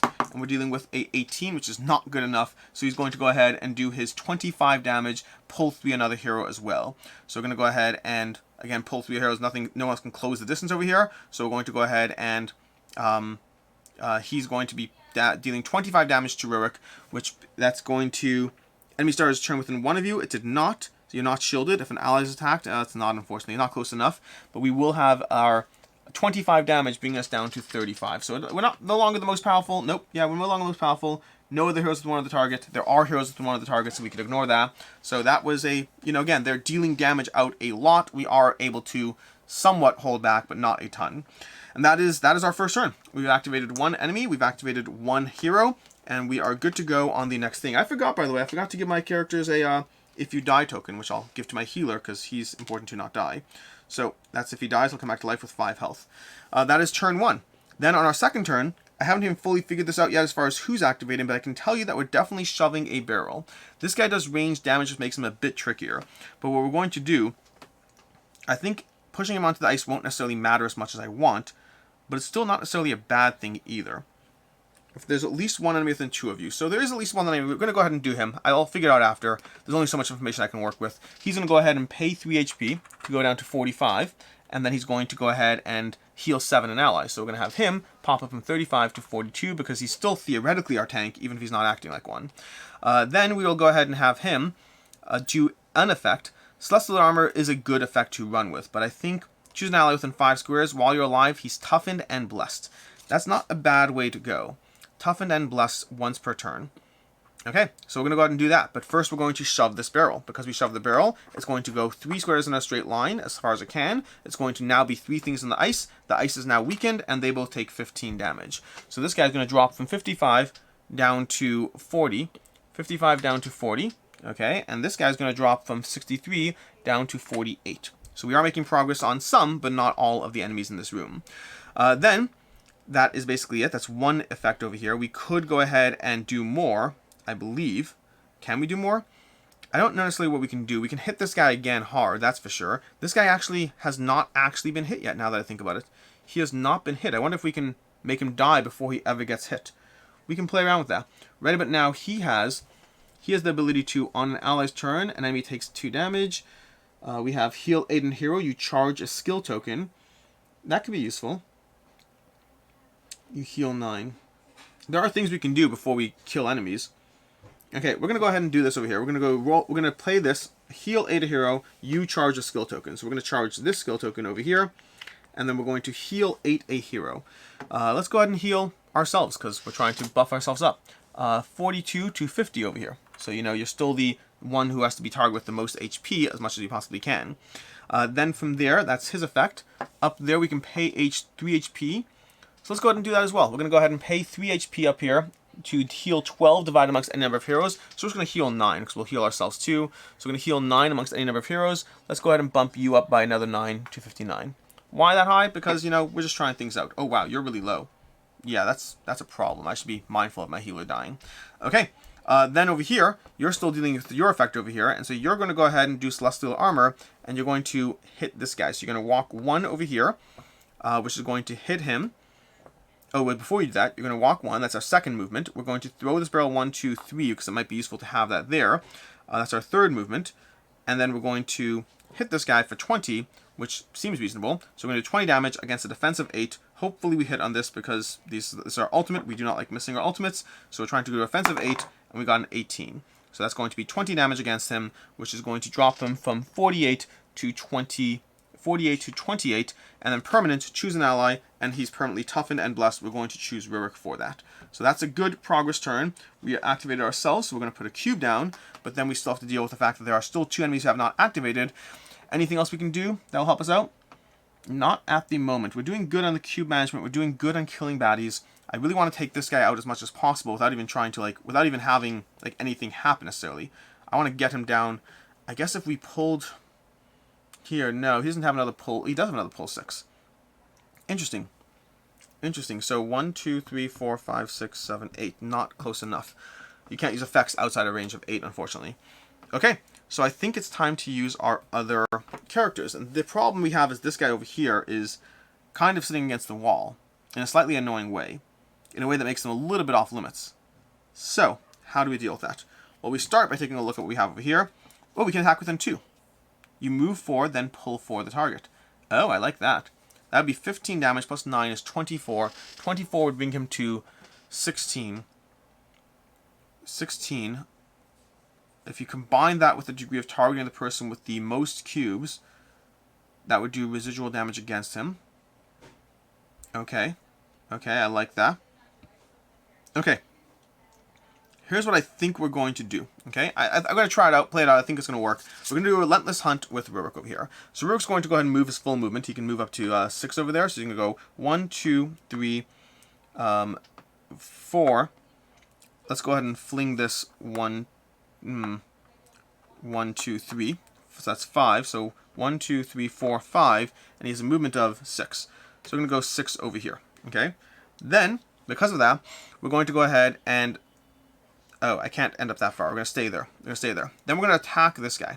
Okay, so we're going to attack him, which is going to have a bunch of consequences. So first of all, we are rolling against a defense of 6. We are Rurik over here, so we're rolling a defense of 6. That should be a hopefully easy one with 15.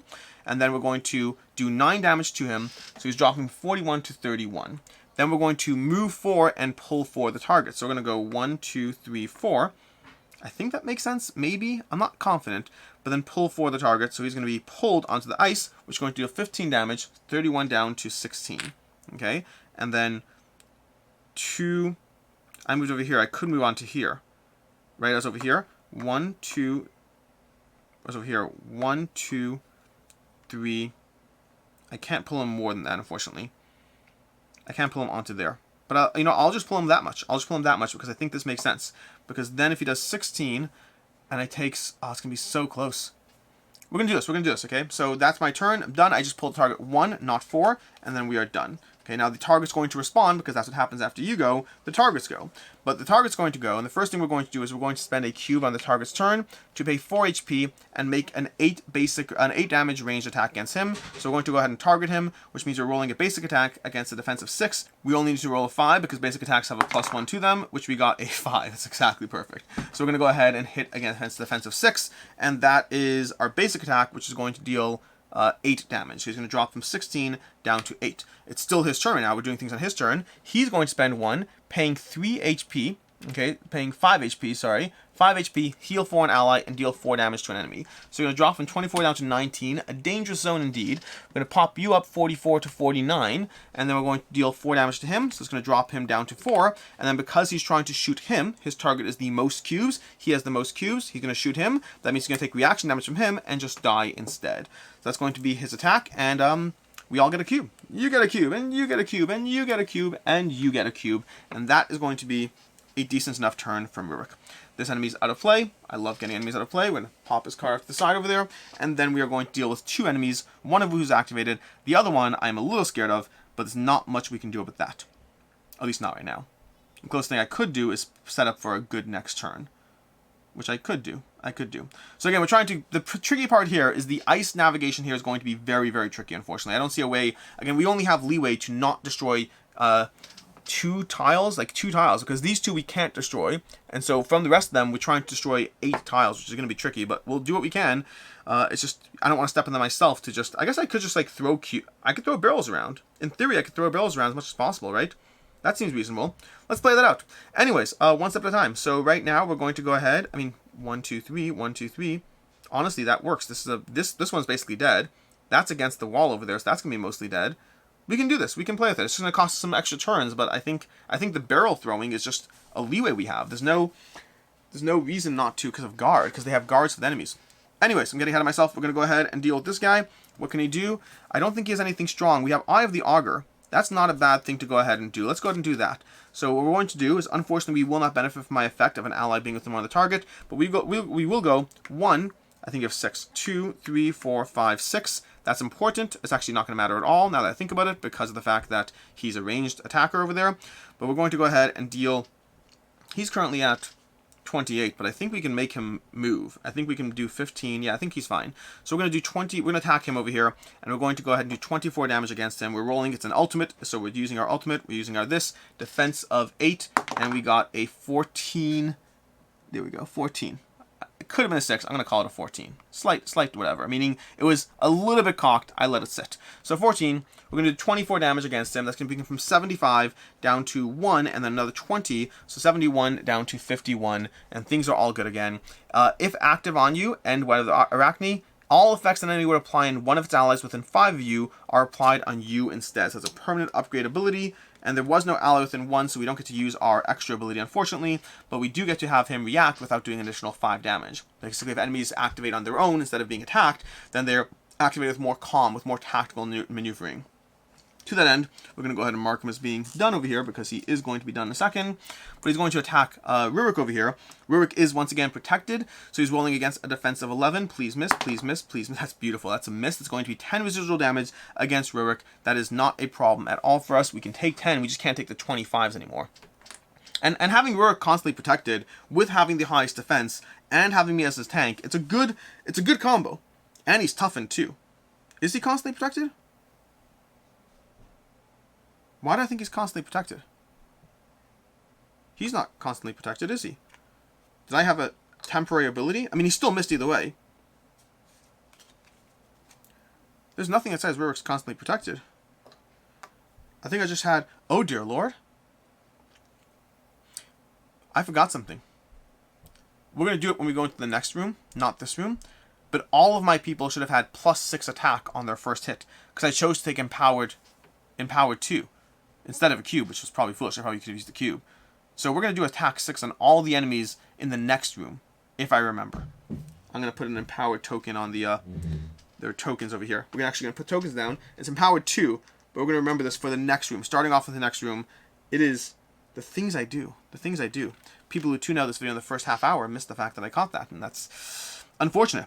Anyways, that is our turn. We did everything. We've all activated. The enemies have all activated. And now we're going to clear for the next round. Nothing happens at the end of the round. We are just going to continue resolving. We have one Shattered Ice over here. We have an enemy over here. That enemy is going to try to attack him because he's the most anything. So realistically, he's just going to, as long as we can deal, he's at 28. He's going to take 15. As long as we can deal 13 damage to him, we're fine. So let's see what we can do over here. Okay, so if we start, let's see what we can look over here. 12 damage plus effects. That's so silly. So silly. You move 5, make a basic attack against another enemy. 9 damage is not enough. Do I have things that can go ahead and have like just an extra damage against him? I want the extra damage. Heal 3 your hero. I have that. Heal 4 each hero. Pull 6 an enemy. That's useful to an extent. I guess maybe. Let's see. We have 1, 2, 3, 4, 5, 6 over here. That's actually not bad at all. That's not bad at all. Let's see what we can do over here. If we move you 3... 1, 2, 3, 4, 5, 6. That's really not bad. Okay, so I don't fully know what's happening, but you're not going to go first, and you're going to spend... Oh, you're over here. We have to get over here if we want to pull 6 an enemy. That won't help us otherwise. That won't help us otherwise. But if you pull 6 and we toss you there, that gets you onto the ice, which is useful, let's be honest.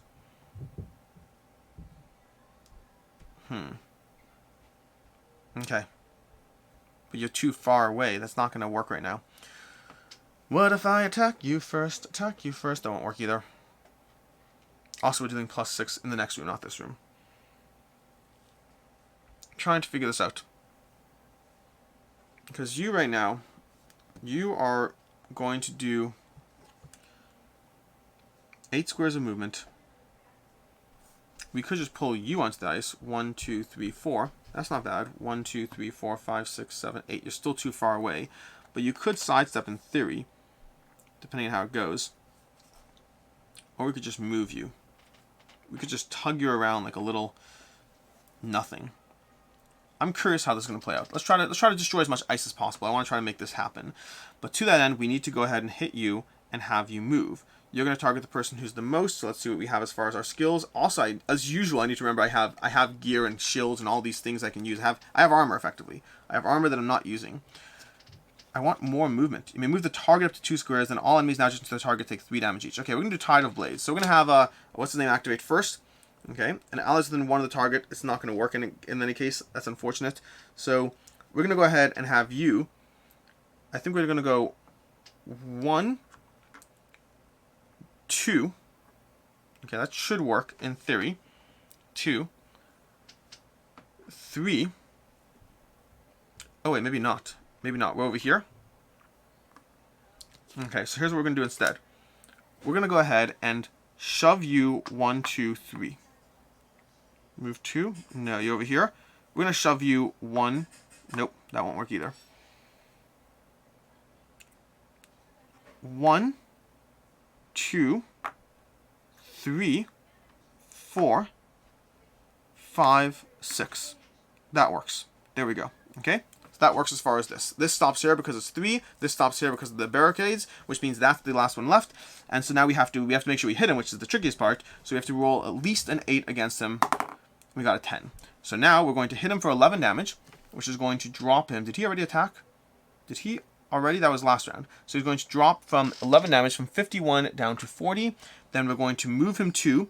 Okay, which is going to shatter the ice, which is both helpful from a shattering the ice stance and from a stance of there being 15 more damage on him. So dropping from 40 down to 25, which is a much more manageable number. And then that's going to be Tide of Blades. An ally is not within one of the target, unfortunately. That much we couldn't. I mean, we possibly could have. There's a balance to, especially if you're filming things on camera. There's a balance to just how crazy you're going to be. So now he's going to try to target him. The upside is because he's targeting him, he's not protected, which wasn't protected last round. But he's going to take his residual damage, his reaction damage, for 7 more damage from 28 down to 21. And then we're going to roll against Rurik. Roll low. Nope, that's a 19. That's 1 away from being much, much worse. That's going to be 25 damage against him. So Rurik's going to drop from 49 down to 24. A scary, scary number. Then pull 6 another hero closest and within 8 of this. So there is no other hero except for the one who's already there, unfortunately. Flee 3 if this didn't move this turn. So he's going to flee 3. So he's going to go 1, 2, 3, taking the crossing spike damage for another 4 damage to 17. I don't love that part, but I can work with it. Okay. That's that. So we're basically dropping down to very low totals over here, and we have the opportunity to get that next ice piece if we want. And then also no other heroes spawn on the target, deal plus 7 damage and uncharge 2 skill tokens. That is brutal. So we're going to go ahead and deal an additional 7 damage. Wrong person. We're going to uncharge 2 skill tokens. Oh, we could do this. Before we do that, so because of that, we're going to spend these 2 skill tokens first to roll a die, and if even, it's an even number, so heal 14 a hero. So we'll heal ourselves for 14. Why not? 28 to 38. So we're going to bump up to 38. And that's also going to, you heal 9. So it's going to be another heal 9. 38 to 47. We are healing that additional 9 because when all our skill tokens charge, they all uncharge. We heal 9. And that way, when he uncharges my 2 skill tokens, it does nothing. But we still have to do the additional 7 damage. So we drop from 47 to 40. Okay, all in all, that's a nice balancing of things. You know what? I'm going to actually go ahead and activate my chainmail and shield myself 5. Remembering that I do have those things in my possession. Okay, that's his turn. He's now activated, and we now have to worry less about him, and we've only activated 1 hero so far, which, all things considered, I am okay with. Now, what's next? He's going to try to get to him, which I'm okay with. So we probably should attack him. Or we should just... If he pulls, he's too far away. He can't do much there. So what are we trying to do here? 1, 2, 3, 4, 5. He's going to go that way, if targeted. So I think that can work. So we could have him hit him, and push him onto the ice again. That's the tricky part. We're trying to get all this ice pushing, which is just tricky, frankly. Okay. 6, closing the distance. I can close the distance. Dum, bum, bum. I think he's going to be instrumental in taking out that last ice. He's going to die pretty quickly. But everyone else is the problem. So I think we do need to have him attack him. So what we're going to do is we're going to have you attack him. Okay. So we're going to go ahead and do, I guess, this last spell. 7 damage. Heal 10 a hero. For each charged token you have, deal plus 2. Okay, so in that case, we're going to go ahead and spend our tokens over here to go ahead and heal 4 each hero. So every hero is going to go up 4 because we're doing that before on our last enemy's turn. So 45 plus 4 to 49, 49 to 53. And then we're going to do Edge of Balance. We're going to attack the enemy right next to us. He has a defense of 8, and we got an 18. Beautiful. That's going to give us 7 damage on him. So he's going to drop from 17 from there down to there. And then heal 10 a hero. For each charge token you have, heal plus 2 the hero. So we have to heal the hero now. So we're going to go ahead and heal... Let's go ahead and have heal him again. Why not? 49 to 59. And then for each addition, heal to the hero or heal 2 damage to the target. So we have 3 charge tokens. So we can go ahead and do an additional I think we're looking for an additional 2, 1, 2 to the target, and an additional 4 to the hero, 59 to 63, and that's going to be our edge of balance done. And now the enemy is going to react, targeting the hero with the most HP, which he can reach, and because of that, he's going to step into ice and die. Actually, we didn't need to. We didn't need to do the +2 to the target, so we should do +2 to him. He's going to step into the ice, get reaction damage, get that, and just straight up die. And all our heroes are going to get a token, a cube, a powered mana cube. Did I miss it all this round? I can't remember if I missed. I think I missed on like the group attack. I don't think I've missed on any other attacks, because you have to remember to get a mana cube when you miss. That's basically his turn. He's now done. You know what? I'm going to have him have sidestepped just to get one closer to the entrance, but that's going to be everything there. Which means all the enemies are either dead or have activated, so we have a pretty safe round ahead of us. I think this room was a real success. We now need to go ahead, and we need to remember that he has this up here. These heroes, this guy's going to go 1, 2, 3, 4, 5, 6, 7, 8. Okay, so we're doing 8 movement, which means we have 2 barrel pushes if we want. And we're going to go ahead and fling this barrel 1, 2, 3 over there. I think that works. Okay, and then we're going to fling this barrel 1, 2, 3 over there. Okay, that's our last thingy. That's our entire turn. That's all we're doing, unfortunately. But then, the reason that's important is because on his turn, he's going to go ahead and activate. The first thing he's going to do is fling the barrel, like so. Okay, so he's going to, it could go, no, it would land off of it to that. So he's flinging it up as our first movement. On his turn, he's going to go ahead and do 1 cube to pull 6 an enemy. Okay, and we're going to pull you 1, 2, 3, 4 onto the ice, where the ice is going to shatter, and he's going to take 15 damage again. So that's another 15 damage, another piece of broken ice, and this guy drops from 25 down to 10. Okay, so he's coming close to dying over there, which is great because I like dead enemies. That's basically as far as that goes. I think that's everything we're doing for him, which means on his turn, he's going to go ahead, and he did 1 barrel push already. I think for a second action, let's take a look at his cards, because he could certainly do 10 damage. It's just a question of what we do. Or an ally moves 1. Okay. I think we'll do our second wind over here. Whenever the target hits a hero, that hero gains 2. Whenever the target hits a hero. Oh, that's so good. I'm going to do Gorilla Instance. Gorilla Instance over here. So we're going to do a 15 damage attack. It's kind of like overkill, but it is what it is. We're going to roll against this guy. Hopefully we don't miss. It would be slightly annoying if we missed. It would be manageable, but slightly annoying. We have a defensive 8, and we got a 3. So we did indeed miss. We're doing 8 residual damage, so that's fine. So he drops from 10 down to 2, which is a slightly irritating turn of events over there. But also, before we do that, we should move some barrels around, but we have to be careful how we do it. We're going to throw this 1, 2, 3 back to over there. That's our second barrel. We have to walk within, we're going to walk over here, let's say. And if we throw that 1, 2, 3, it would knock him. We'll throw this 1, 2, 3 like so, and see how that works. And then we'll hit him within 2 because we can. Okay, that's going to be, we'll move over here, and then we're good to go. Alright, that's all of that. He can't react. He's slightly annoying over here because of where he is. There is no enemy turn right now, so technically it's the next turn, which is fine because that means the door is not actually open, which means the next round we're going to the following. It's in the next round. He removes his cube. We reactivate everyone else. We're all prepped to go. And then we're going to go ahead and have people do their thing.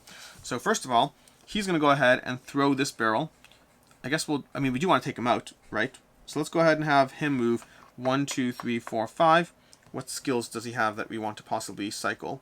So we only have these skills over here. So we're going to go ahead and cycle back. So he's going to be cycling back his entire hand, which means we could look at the, we're going to do this one again. We'll do Edge of Balance again. Heal 7. So we're going to attack the target with an 8+.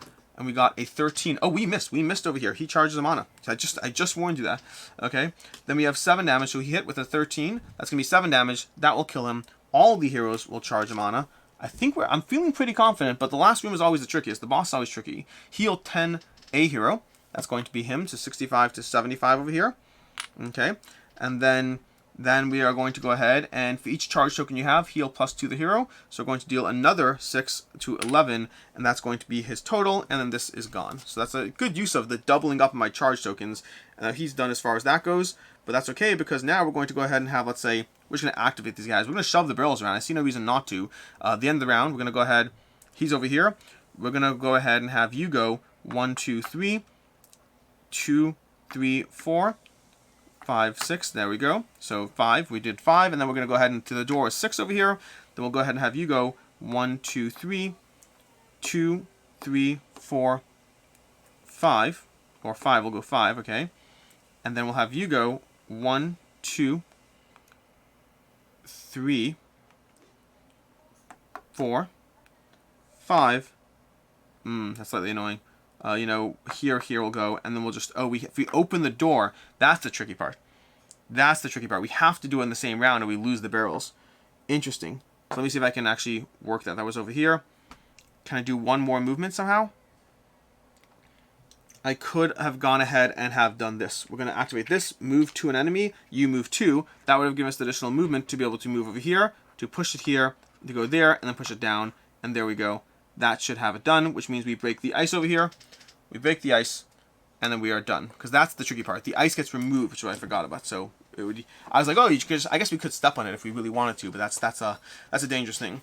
Anyways, we read the next thingy, which means we go ahead and read the end of round stuff over here, which is going to be, if all villains are dead, read 26.2 to continue the quest. Okay. After defeating the Kemet, you finally reach the place where the pylon is being built. At the center of a frozen lake, you see the monument emitting a blue aura.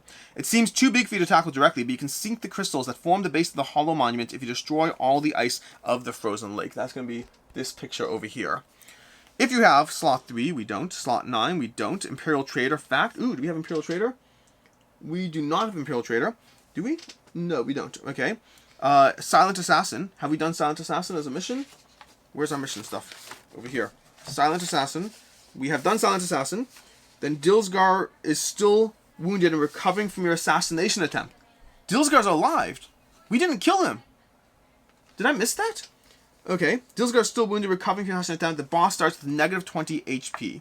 If we don't have Honorable Fever, Dilsgar's troop receive training in ancient martial arts. Each villain gains an empowered token. So again, this goes back to the consequences of the things you did or didn't do. The boss will start with less than 20 less HP, but the villains are going to start with 1 empowered tokens each, and that is going to be resume the quest, begin event 2. And so we're going to go ahead and set this up over here. We're set up for our final event and the final boss fight. And then we'll just have the city phase and we'll be done and ready to go. Now, this over here is all ready to go, but the eagle-eyed amongst you may have noticed, because I didn't until cleaning up, that I had a barrel over here that I was treating. I had a treasure chest over here that I was treating as a barrel. I realized that when I pulled off 4 barrels from the grid and one was a treasure chest. Now there's no way for me to realistically undo that well, so what I'm going to do to compensate is remember those empower tokens I took because I missed that? I'm just going to say I missed the empower tokens, I missed the barrel, and that evens out, so I will not have the empower tokens. Now the enemies, on the other hand, I should give those, because the enemies will start with the empower tokens, and the boss, Dilsgar over here, starts with 20 less health, so he's at a moderate 100. We win this scenario when either all 4 of these ice tiles are destroyed in broken ice, or alternatively, because then we've like crushed the pillars of ice around this monument over here and that destroys them, or if all enemies are dead, either of those will result in us, well, winning. Now the first thing I'm going to do is the first thing I did as usual. I'm going to move this guy a little bit more in positioning so we have all our heroes, you know, with where we want them to be as far as, you know, starting off before we violate guard. And then we have a boss, we have some enemies. Let's go ahead and figure this out. So again, you know what we're trying to do, and now it's our turn to try to make that happen. We're gonna make that happen. I'm an idiot. I just missed things. I had blessed. Remember that time I missed an attack? I had blessed. It is what it is. That's fine. Oh, I am protected. I had epic shield. I am protected once per turn. I do have that plus 11. I missed it. Things were buried under each other. I got it now. We're protected, toughened, and blessed. Rurik's a boss. Rurik's a boss over here. Okay, and that is that as far as that goes, which means time to figure out who's going to take the first action over here, because this guy's attacking the furthest hero, which is not necessarily a bad thing. Okay, I could work with that. I could work with that over there. But ideally I want to like shove them around the ice in different ways. So I guess the first thing I could do is the boss is going to attack the hero with the most tokens within reach. So the question is, do I just take one for the team? Because I could play with certain things as far as my ability to move them around onto certain stuff. We have our barrel over there, so I could work with that. Let's go ahead and work with this, because again, I still need to crush 2 ice tiles, and this will give me some flexibility. So I think what we're going to try to do is, can he in any ways? No, he can't do it. He can't do it. It's just so much extra work and things. We're going to try to make this happen. So what we're going to do is we're going to have him attack. So he's going to go 1, 2, 3, 4, and shove this barrel over here.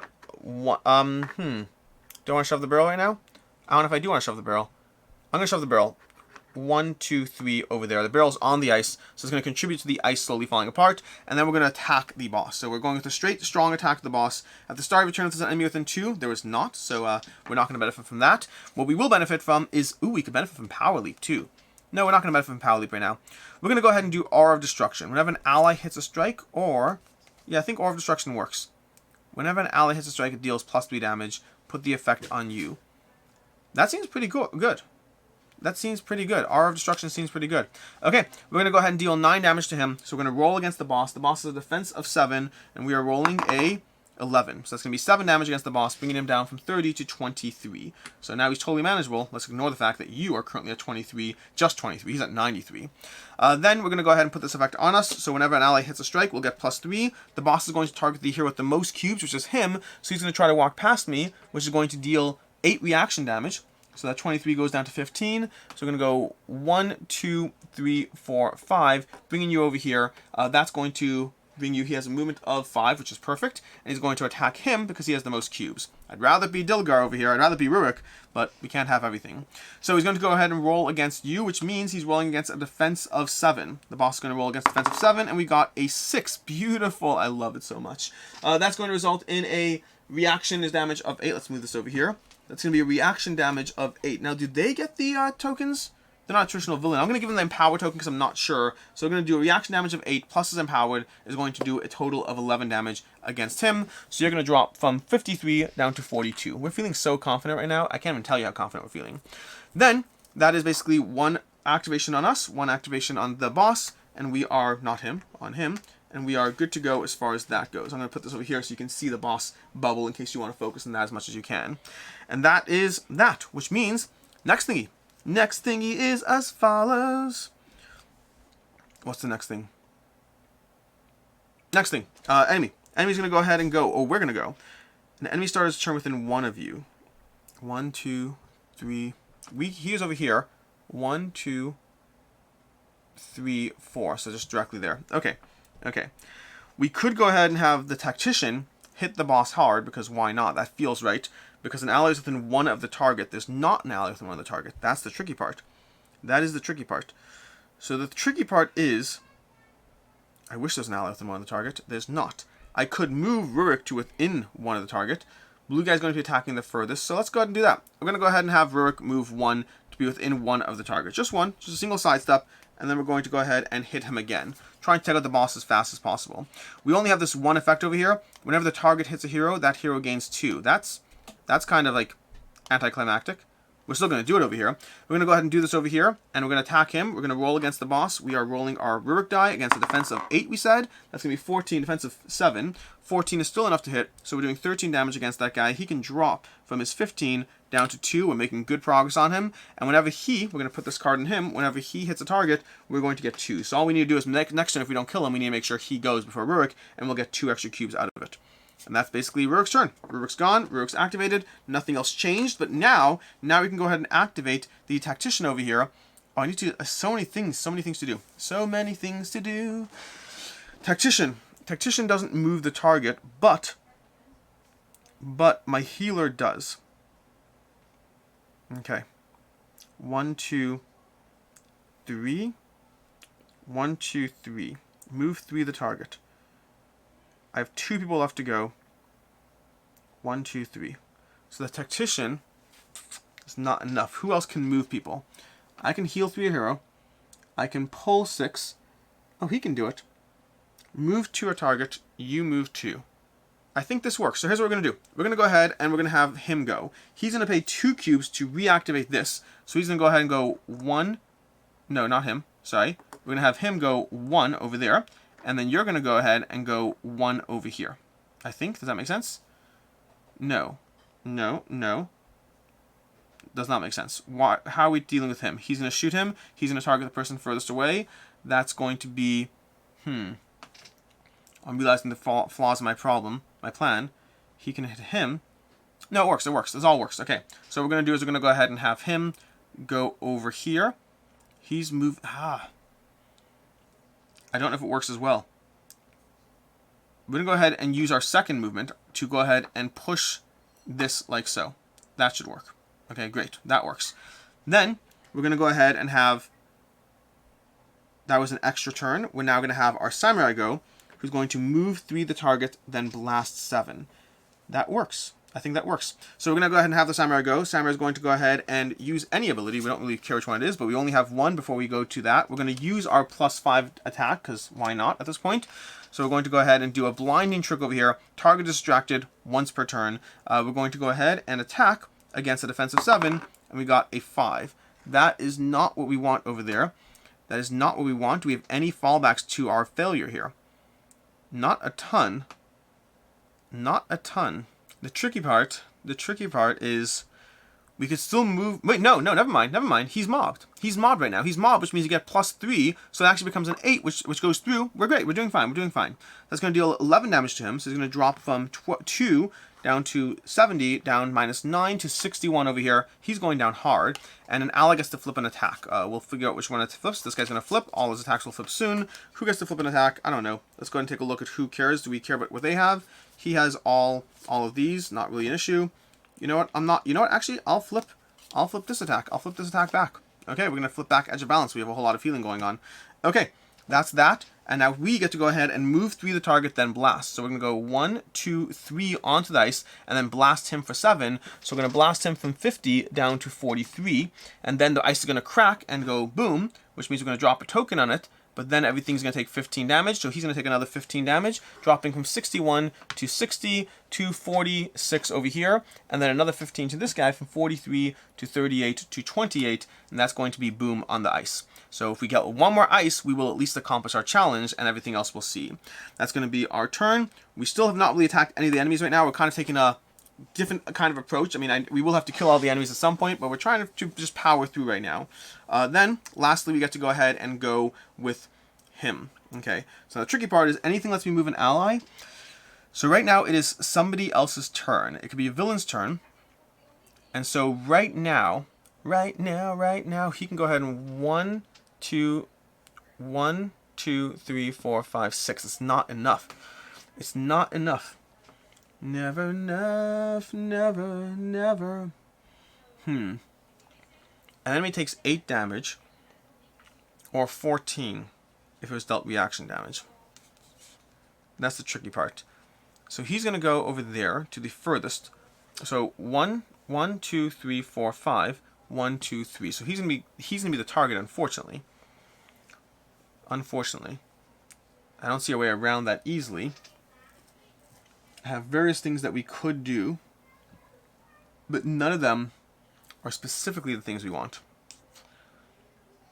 Let's play this out. Let's play this out and see how it goes. I think we're fine. It's just a question of how much we can do. So he's going to go 1, 2, 3. He has a movement of 7. Oh, interesting.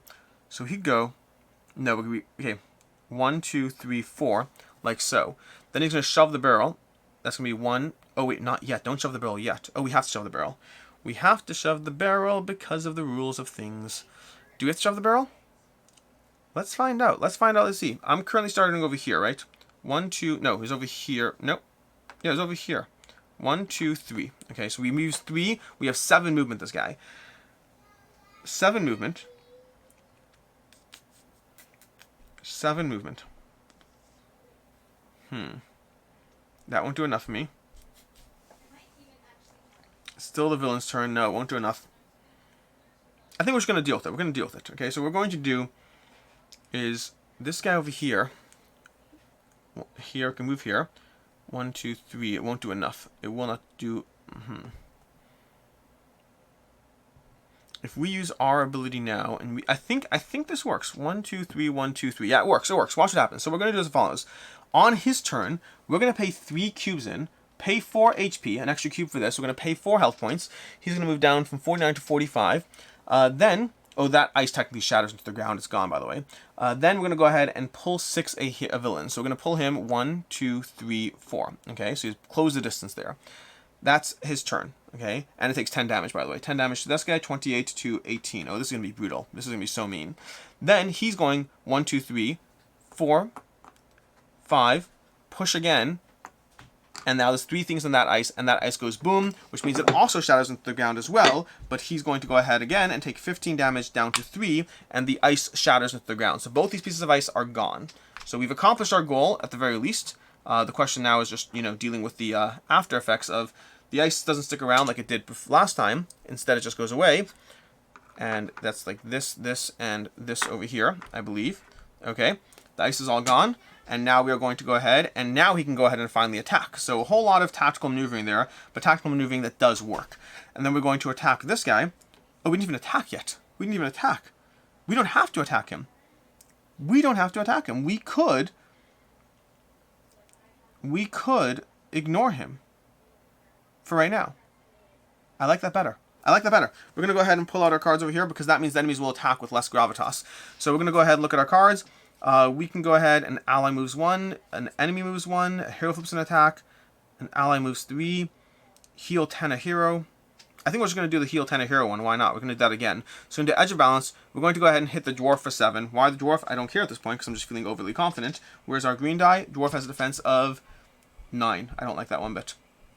I want to hit with an attack. We'll hit this guy over here as defense of 7. So we're hitting that guy defense of 7, and we get a 13. Okay? That's going to be 7 damage against him. So he's going to go ahead and take 50. You know what I'm going to do? I'm going to use my spell over here. That's +2 to a roll. I don't need to do that right now.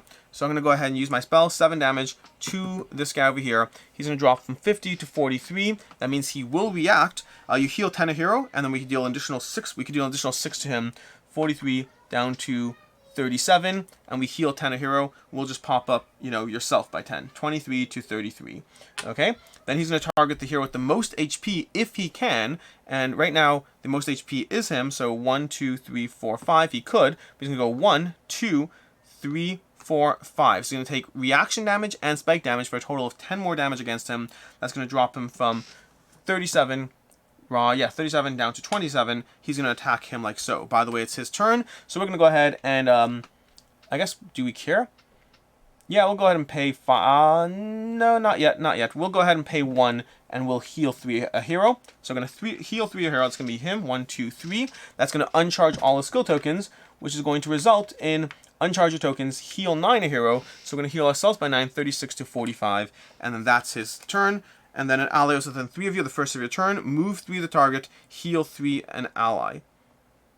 Did I do any of the things I did? Did I? No, everything's fine. Move 3 the target. Oh, I forgot to do that. I forgot to move 3 the target. I guess I would have, he was over here. 1, 2, 3. So I would have done 1, 2, and then back 3. So you take an additional 4 damage. 1, 2, 3, 4. And heal 3 an ally. We'll heal him 1, 2, 3. Okay, so we're doing great right now. Like, ridiculously great to the point of almost obnoxiously great. That's all good. The enemies have all gone, or not all gone. This enemy's gone. Over here, he has to actually attack now, though. He hasn't done that yet. This guy's attacked, the boss is attacked, and these two have not yet attacked. Which means, oh, they haven't yet attacked. So what are we going to do with that? Can we do anything to deal additional damage? I forgot about that. I made a small mistake. Because we can only do that once per enemy turn. You know what? I think it just is what it is. I don't think there's an easy way to undo it. No, it's fine. We're just going to take it. We're going to deal with the consequence of that. I forgot he hadn't attacked. Anyways, we're going to go ahead and have him.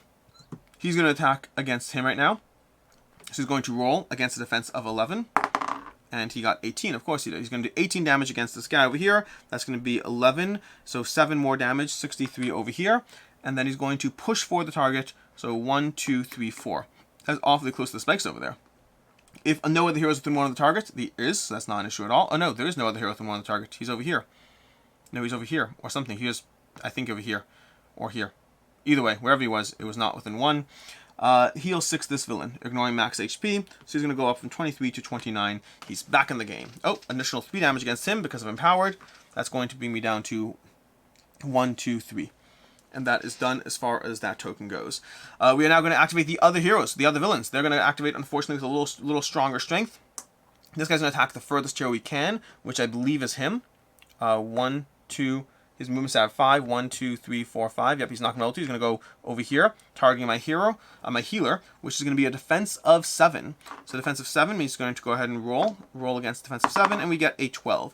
That's going to deal 15 damage. Echo 7, another hero closest. So we're going to do 7 damage against him, and then 15 damage against you. So 45 down to 30, and 45 down to 38.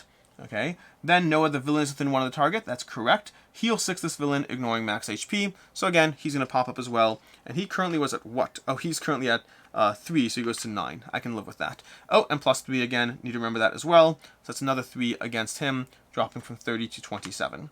Then lastly, we have this guy going over here. He's going to go ahead and target the hero with the most HP. He cannot reach the hero with the most HP, so he's going to aggressively march just as close as possible. 1, 2, 3, 4 over here, taking 4 damage for the spikes and 3 for the Dark Surge. So a total of 7 damage against him. He's going to go from 5 down to 68. From 75 down to 68. Then he's going to target him. He's going to roll against a defense of 7. And he's going to get a 7, which couldn't have been one less. 16 damage. That's going to be 16 damage against him. From 38 to 22. And then over here, push for the target. 1, 2, 3, 4, I think. Okay, I can't see that perfectly, but I think so. Okay, no other heroes within one of the target. There is no other hero within one of the target. Deal plus 7 damage and push to the target. So another 2, I guess, and deal 7 more damage. So down to 22 to 15. Should I be concerned? Maybe, but I just don't think I am right now. I think I have this in control enough. And that's all the villains. Oh, and then 3 more against the target. 1, 2, 3. So I guess maybe I should be concerned. Maybe I should. We're at low health over there. We just need to make sure that we control who's being attacked in different ways. Okay. Now, what is next for us? We have 3 enemies in play, I believe. We have all 4 enemies in play. We have all 4 enemies in play. We haven't killed a single one. We're doing great. We're doing great, great, great, great, great. I could have done... Oh, I'm an idiot. I'm an idiot. I'm not going to undo it. I should have on the enemy's turn, because that guy went first, I should have acted with that. I'm an idiot. It's all good. We're going to move past it and just deal with it. Okay. What can we do to hurt people? In general, in life in general. So the first thing we could do is we can kill... We want to get people attacking my main hero, because he's the one who's more of a threat. But to that end, he is going to be 1, 2, 3, 4, 5. So we're going to go 1, 2, 3, 4... Is there a chest there? No. So 4, 5. Okay, we're going to go over there so we can attack him. That will set us up well for, I think, things. For the most part, we'll see. So we're going to attack him. He's protected. He's going to try to go past him to go to the next person. Oh, we could kind of ignore him, actually. We're going to attack him. I feel that's a tactical error, but we're going to do that anyway. Okay, we're going to go ahead and refresh all our spells over here. So we're going to refresh our skills, which means we have a few options here. Oh, so we could attack at a slight distance over here. No. You move 4, then pull for the target. That's a possibility.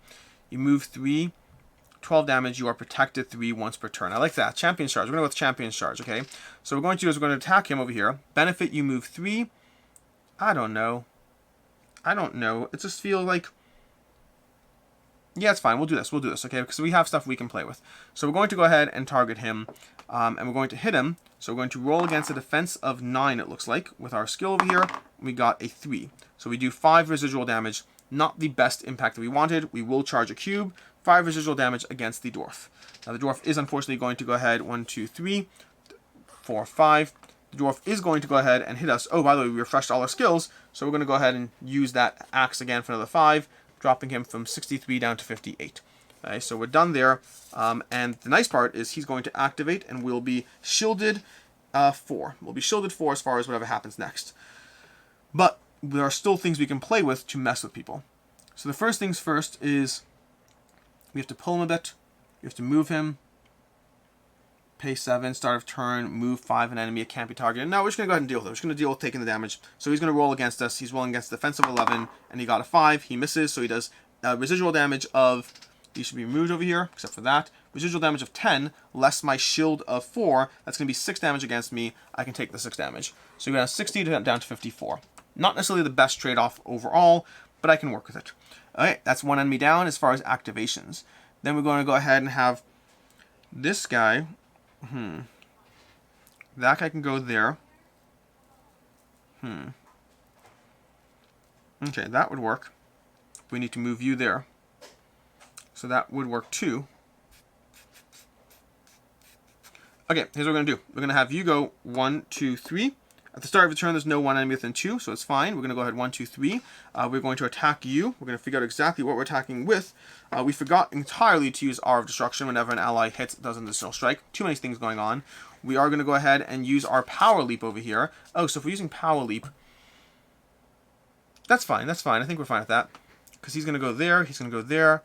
That should work. We're going to do Power Leap over here against you. So we're going to do 12 damage. We're rolling against a defense of 7. Defense of 7. and we hit. So that's 7, so it's 12 damage against him. So he's going to drop, where is he? Where's the token? Do I have the right tokens on people? Yeah, 12 damage, 29 to 17. Okay, that's going to be his hit. Then we're going to go ahead and, do we have an additional hit? We don't. We're going to go ahead and jump 5 and make a basic attack against another enemy. So we're going to go over here. Then we're going to go ahead and roll against the dwarf. So we're doing a defensive 9 this time. It's a basic attack, so we get +1. And we got 11. That's more than enough, but it's a basic attack, which means we are only doing 8 damage against the dwarf. Dwarf's going to drop from 58 down to 50. Progress is progress. That is our turn. That is basically all the things we're doing there, at least as of right now. But, and here's the but part, because that means he's going to go 1, 2 to try to hit the hero with the most HP, which is him. And that means he's going to take reaction damage of 6. So he's going to drop from 17 down to 11. And yeah, I think that's the situation as far as that goes mostly. But we're not totally done. We're not totally done. That, by the way, is his turn. So Grigori, has Grigori gone this turn? Grigori did go. Samurai did not. I don't know why I'm putting that. I put the wrong tokens down on these people. Okay, not Grigori either. Rurik for that matter. Alright, then he's going to go ahead and attack. He's attacking my hero. And my hero is protected right now, so we are fine there. So we're going to go ahead and roll against a defensive 11, and we got a 10. Beautiful. Misses. So he's going to go ahead and deal his reaction damage of 8. You're no longer shielded, I assume. So we're going to go ahead and deal 8 damage to Rurik, bringing you 54 down to 46. Where's 46? There it is. Okay. Right there with the boss. Look at that. We're doing fine. We're doing fine. That is going to be everything going on there. So now, he's now activated. So 2 of the enemies have activated. There's only 1 left to go, but the other one's going to die very, very soon because, yeah, he went. What I'm going to do is I'm going to go ahead on his turn. I'm going to have you pay this. Does it make sense to do this now? Yeah, I think it does. So we're going to go ahead and pay 5 HP. So you're going to drop from 27 down to 22. Heal for an ally. We're going to heal ourselves, because why not? So 22 to 26. And then deal 4 damage to an enemy. We're going to deal 4 damage to him, bringing him down to 5. Okay? And then, what I think we're going to do next, he's at 11. 11 I can work with 2. 11 I can work with 2. Okay, so we have to see how far we can move. He has a movement of 6. 1, 2, 3, 4, 5. No. Can I do it this way? No, I can't. Just looking at the walls over here. 1, 2, 3, 4. Nope, nope. I can't do it. I can't do it unless I use this, but that's myself. Do you have anything else that lets me move? I don't think so. I can move him. I can attack him. Move 3. 1, 2, 3. 1, 2, 3. That's not enough. So who's not activated yet? We also have him not activated, but that's tricky. That's tricky. So I think I will just go ahead and take out this guy. I think I'm going to go ahead and take out this guy. We're going to go 1, 2 over here in order to move there. And then we're going to go ahead and hit him with anything that does enough damage to kill him. Oh, we refresh all of these. So we're going to go ahead and refresh our attack. And then we'll just do a basic, this one over here. 8 damage plus effects. We're going to do Soul Leak over here. So what we're going to do is we're going to do a two square attack over here. Oh, I could have done against him there. That's interesting. So going back to where I was before. 1, 2, 3. I still will take damage over there. But I could... No. Dispel 1. 8 damage plus effect. An ally gains 2. I'm just going to go ahead and stick with my plan. I'm going to do this over here. So I'm going to hit this guy over here in the face. And I'm going to be hitting against a defense of 7, I believe. Defense of 7. So we're going to roll against him and see what we get. We got a 10. That's enough to hit him. So we have a defense of 7, 10. We do 8 damage against him. He drops from 11 down to 3. An ally gains 2. We're going to give them to green over here. Then we're going to... The benefit is an ally can move 1 as well. Do I care about that? I might have Rurik pop over here just in case. Okay? Then we're going to go ahead and have him now. Because an ally was within 3 of him, we're going to move him with up to 3 and then go boom. So he's going to deal 7 damage to him, killing him. So that card's gone, out of play. And then we're going to do 7 damage to him, bringing you down another 50 to 43. And that's going to bring... this guy is dead. Okay, that guy's gone. And then we all get a cube because we killed him. So that was the main point of that effect. Oh, we're using all our cubes. We need to spend some of our cubes right now because we're not being efficient with that. And that is basically his turn. So that is everything on his turn, which means we can go ahead. We still have some ultimates we haven't used either. We can go to mark him as done, which means we still have him, and the boss has still not activated. These guys have activated. They're safe. This guy's literally about to die in like a minute, so we're not worried about him at all. But we do need to deal with the boss, unfortunately. And we didn't target the boss, and also Rurik did activate, so he gets this card back, unfortunately. So we don't get that 2 extra cubes over there that we we're hoping for.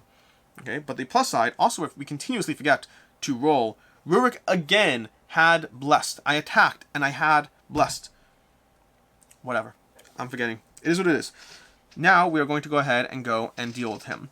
So he's going to go ahead and see what the most powerful, most damaging effect we have is. We have Cycle of Life and Death, which is 20 damage. Heal 20 to hero. These don't feel necessary now. Okay. We'll just go with a basic Sacred Purification. Why not? Because he's going to try to target the hero with the most cubes, which is him. So that way we can actually put someone in the way there. So we're going to do Sacred Purification against him. We're going to be rolling against him. We're rolling it against a defense of 7. So we got an 11. That's enough to deal our 6 damage against this guy, which is not a ton, granted, but 46 down to 40. We'll go ahead and we will dispel 3, 6 damage, heal 8 and hero. We'll heal ourselves by 8. Why not? 26 to 34. And then we'll move an ally. Or an ally moves 3, so we're going to move him over here. That's going to force him to deal with reaction damage against it, and that is that. We also could move through the target or heal 3 an ally.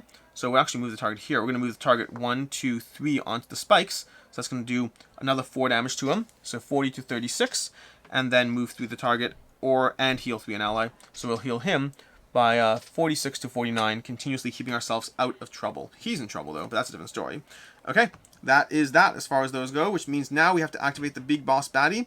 The big boss baddie is going to go ahead and he's going to target the hero with the most cubes, which is him. So he's going to go 1, 2, 3, 4, taking reaction damage from Rurik over there, 6 reaction damage, bringing us down to a perfectly manageable 30, and then attacking that guy over there, rolling against a defense of 7. Rolling against a defense of 7, which means we're going to get a 11. Enough to hit him over here. Let's see what his attack does, because the last time we missed. Plus 3 to attack roll. Uh-oh. I may have forgotten that. And blessed. So he rolls again. I missed that. So again, I'm counting things against myself, but I missed things too. Okay, so he's going to first of all deal 15 damage against him. So 15 damage from 45 down to 30. Secondly, Echo 8, so we're going to deal Echo 8 against either one of those. We'll take it to the head for Rurik over here. 49 down to 41. Plus 2 per regular ice tiles within one of the altar. Ouch. Ouch. Okay, so we have ice tiles within one of the altars, so we need to do another 4 damage to him. 37. Flee 3 if he didn't move. He did move, and that is basically it. This attack hits a hero. Special passive. This villain hits a hero in one of any ice tile. If it hits it, trigger, if it hits one with an ice tile, okay, we don't have to worry about that. We're fine. We're fine. So we actually could have read the full boss thingy. We're mostly fine. Last turn we probably had blessed and may have actually hit the attack, unfortunately. Okay, that's the full round. Everyone's activated. We go to the next round. We take all our cubes off over here, and we continue the next cycle of violence. Except this time, we have 3 enemies left. One of them, they're getting close. They're getting close. Let's see what the most violent thing we can do against one of these guys is.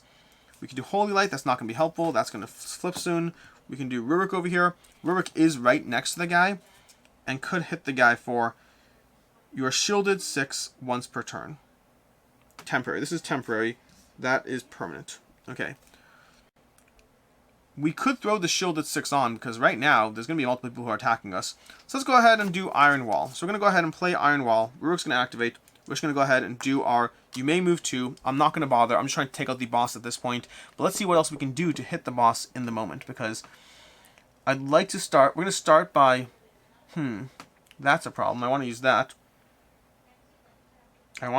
There's more things I want to use. We have lots of stuff that we could do. Okay.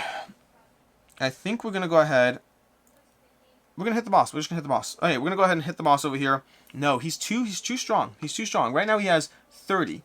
He's 30 and he's targeting the hero with the most cubes, so there's no reason for him to even move yet. So we're not going to do that yet. We're not going to activate Rurik yet. We're going to keep that in play. There's reasons to consider it, but I think the thing we're going to do is we're actually going to sidestep with this guy. So this guy's going to sidestep. We're going to activate him. Okay. And then we're going to attack this guy over here, who has, well, he's mostly dead. So, do I have anything there with range? Yes, I have Ancestral Katana. Okay, we're going to attack over here at this guy. We're going to be rolling against a defense of... oh, and he's probably mobbed too. So we're rolling against a defense of... What is it? Defense of 9. Okay, wrong die. I only use my die. Rolling against a defense of 9 over here, and we got an 11 over there. Okay, so that's going to be 11 over there. That's going to be done. The target cannot apply its passive power, which is useful. But more importantly, we're going to add our +5. So we're doing a total of defensive 9, 14, as 11. That's 16 damage. 16 damage against this guy. He's going to drop from 43 down to 37, down to 27. And then it's not done yet because we can now do stuff on other players' turns. I don't think that one particularly matters to me. This guy's basically dead. I think, in fact, let's go ahead and kill him. Let's not kill him yet-ish. No, not yet, because we want him... Yeah, I think there's an order to that for a reason. Okay, great. So we're fine in the order. So he's going to go ahead and react now, which means he's going to take reaction damage from him of 8, 27 down to 19. And then I think that's it. And then he's going to go ahead and go 1, 2 over here to target my character over there because he targets the one with the most HP. He's going to be rolling against a defense of 11. So defense of 11 over here. And he gets a 14. Of course he does. That's going to result in him dealing his 18 damage against me. So 18 damage against our friend over here. 18, 37 brings me down to 19. 19 is not the best. No other heroes with one on the target. That's not relevant. Also passive won't work. He's going to push 4. So 1, 2, 3, 4. Okay, that's going to be that. That's going to be his activation, which is not the best, but now we can go ahead and activate Rurik. So now we're going to activate Rurik. Now we're going to that iron wall we talked about. So we're going to go ahead and play... No, I don't... There's a reason I did this in order. Why did I do this in the order I did? Because we wanted to make sure that he is going to do 20 damage against him. That's 10, and he'll take that damage, and then he'll trigger that. I think we're good. I think we're good. So what we're going to do right now is we're going to go ahead and move him up. 1, 2 over here. We're going to go ahead and hit him for 20. So we're rolling against a defense of 7 over here. Defense of 7, and where's Rurik's black die? We're going to go ahead and roll at 13. Perfect. So we got a 13 against him, which means 20 damage and shielded 6 once per turn. So 20 damage against him brings him down to 10. And then the important part is he will now try to attack the hero with the most cubes, which is him. So he's going to take reaction damage first, starting off with that. So he's going to start off with reaction damage of 6 against Rurik. That's going to bring him down to 4.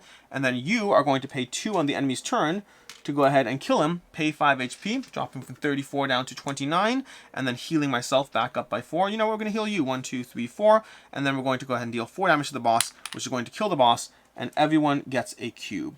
Also, I think, I've been doing slightly wrong as well. I think when the boss crosses 70, and I may have done this wrong in all the games, when the boss token goes from above 70 down to below 70, you're supposed to actually get a cube as well. I have to double check that, but I'm pretty sure that's true. Not for a regular character, because regular characters will have like 75 health, so they don't do it for that. But for an extra 30, 40 health, they'll do it for that. Okay, that's another character dead, which means we all got a cube back, which means it's now time for our favorite game of who can kill everyone else in this game. That means we've activated Rurik. We've activated... I lost track of everyone we've activated. We've activated the Samurai for sure. I do not think we've activated the Bruiser this turn. I do not think so, no, because we have to go refresh all the Bruiser stuff, which means we refresh his gear over there. And we're going to attack the Dwarf character, because that's the best thing we could possibly do. We have him over here at 19. We can do something like that. We can work with that. 19. I can do 18 damage.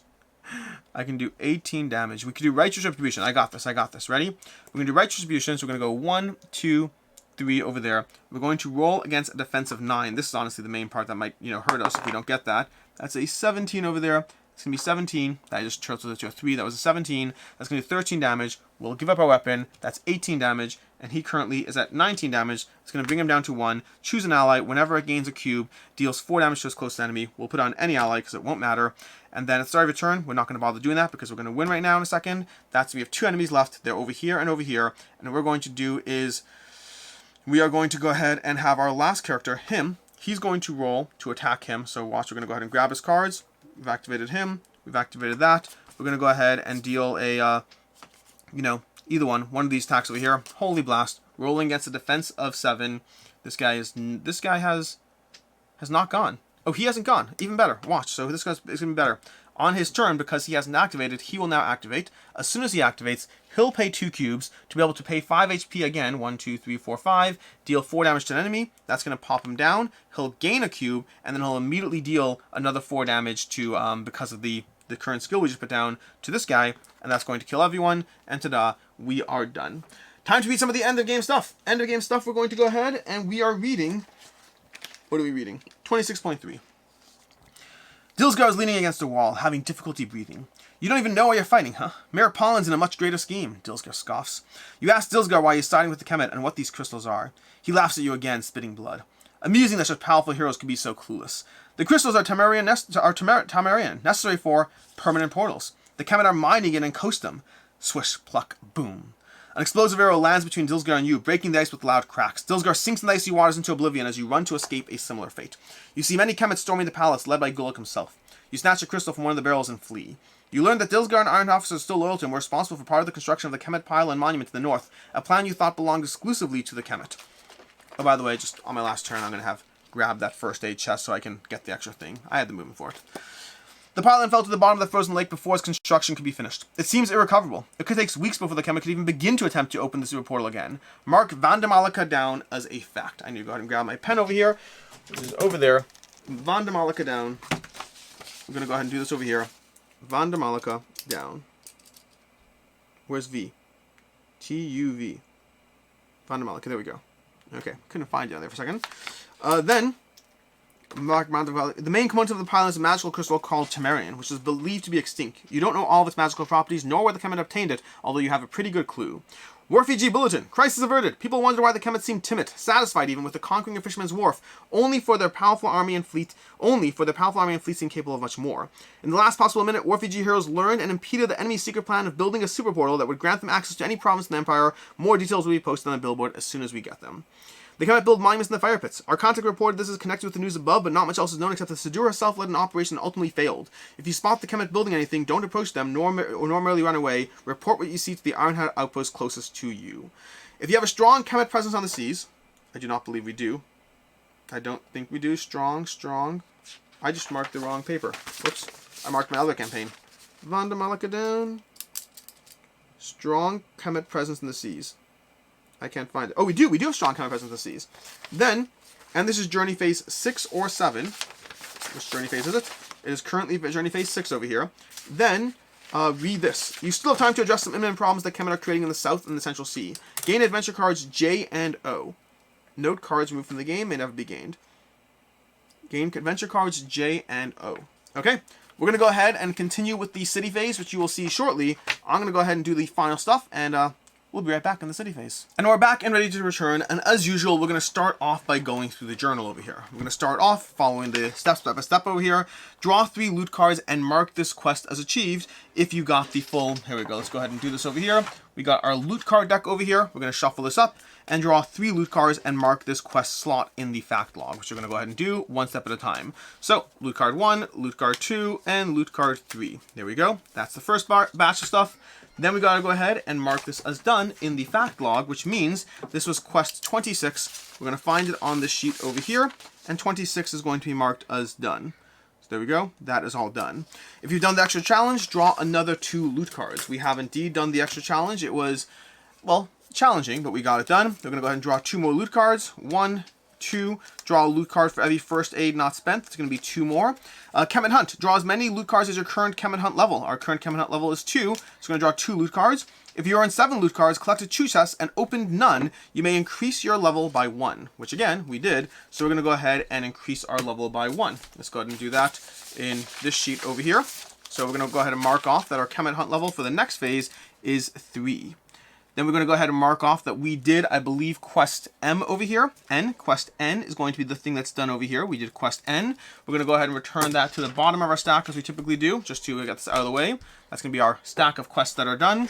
And then we are going to go ahead and mark off that we did the city phase, even though we didn't yet. But, you know, we're going to go ahead and mark off that we are about to do the city phase. Still in the calendar, write down the letter of the adventure you play, remove its card, gain this quest's card. That's going to be this over here. We gained the Ancient Glacier, and it's going to have Gulag Secrets and Secret of the Empire. So again, we're going to go to our chart over here, and we're going to go to Gulag Secrets and Secrets of the Empire and mark them accordingly.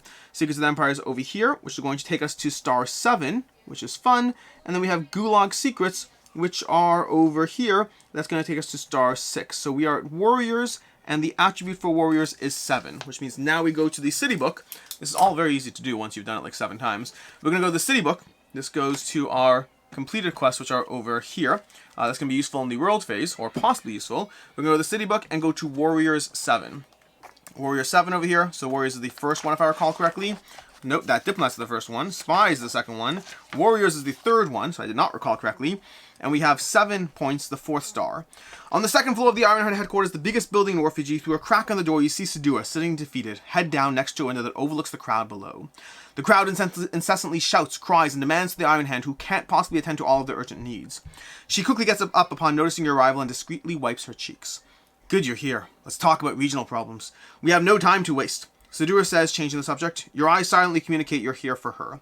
Oh, I guess you've seen me sitting there before entering. This armor is heavy, but heavier still is the responsibility weighing on my back, shoulders, and heart. Sometimes I feel like it stirs up inside me, ready to explode, to burst out at any time, so I let some of it escape now, and then I'm being pressured from all sides. The crowd you've seen outside, disloyal officers, what else? Oh yes, the Kemet. With your progress in this field, people are donating spear weapons. They were placed for others or looted. Gain 1 level 1 heavy armor. So we're going to go over here. We're going to find the heavy armor, which is somewhere over here. There we go. And we're going to go ahead and just grab anyone level 1. Let's grab that one. We have a golden full plate, which has plus 5 HP and the ability that we heal for all allies when we use it. So that's going to go into our tool of various weapons. We're going to just straight up gain that. No need to pay for the equipment and all that. And that is Warriors 7-star. Which means, with all that done, I believe, if you have a log, gain this quest cards, just mark the cards. If you have no cards in hand, the quest is ended, begin the next phase. That is all the pre-city phase stuff, the end of quest adventures technically, and now we get to the city phase. If you've seen me do this before, well, then, I mean, nothing. If you've seen me do this before, then nothing. You've seen me do it before. But let's go ahead and do this. We have our extra loot cards over here. We got a smattering of assorted loot over here. We actually didn't get a single gem, which I think was shy in gems. No, we have 1 gem here. We have a lot of iron. We have some wood. We're missing gems, so we're going to need more of that. Let's go ahead and put this off to the side, and let's start the process of creating this loot card deck. Can go over here. We might need it still.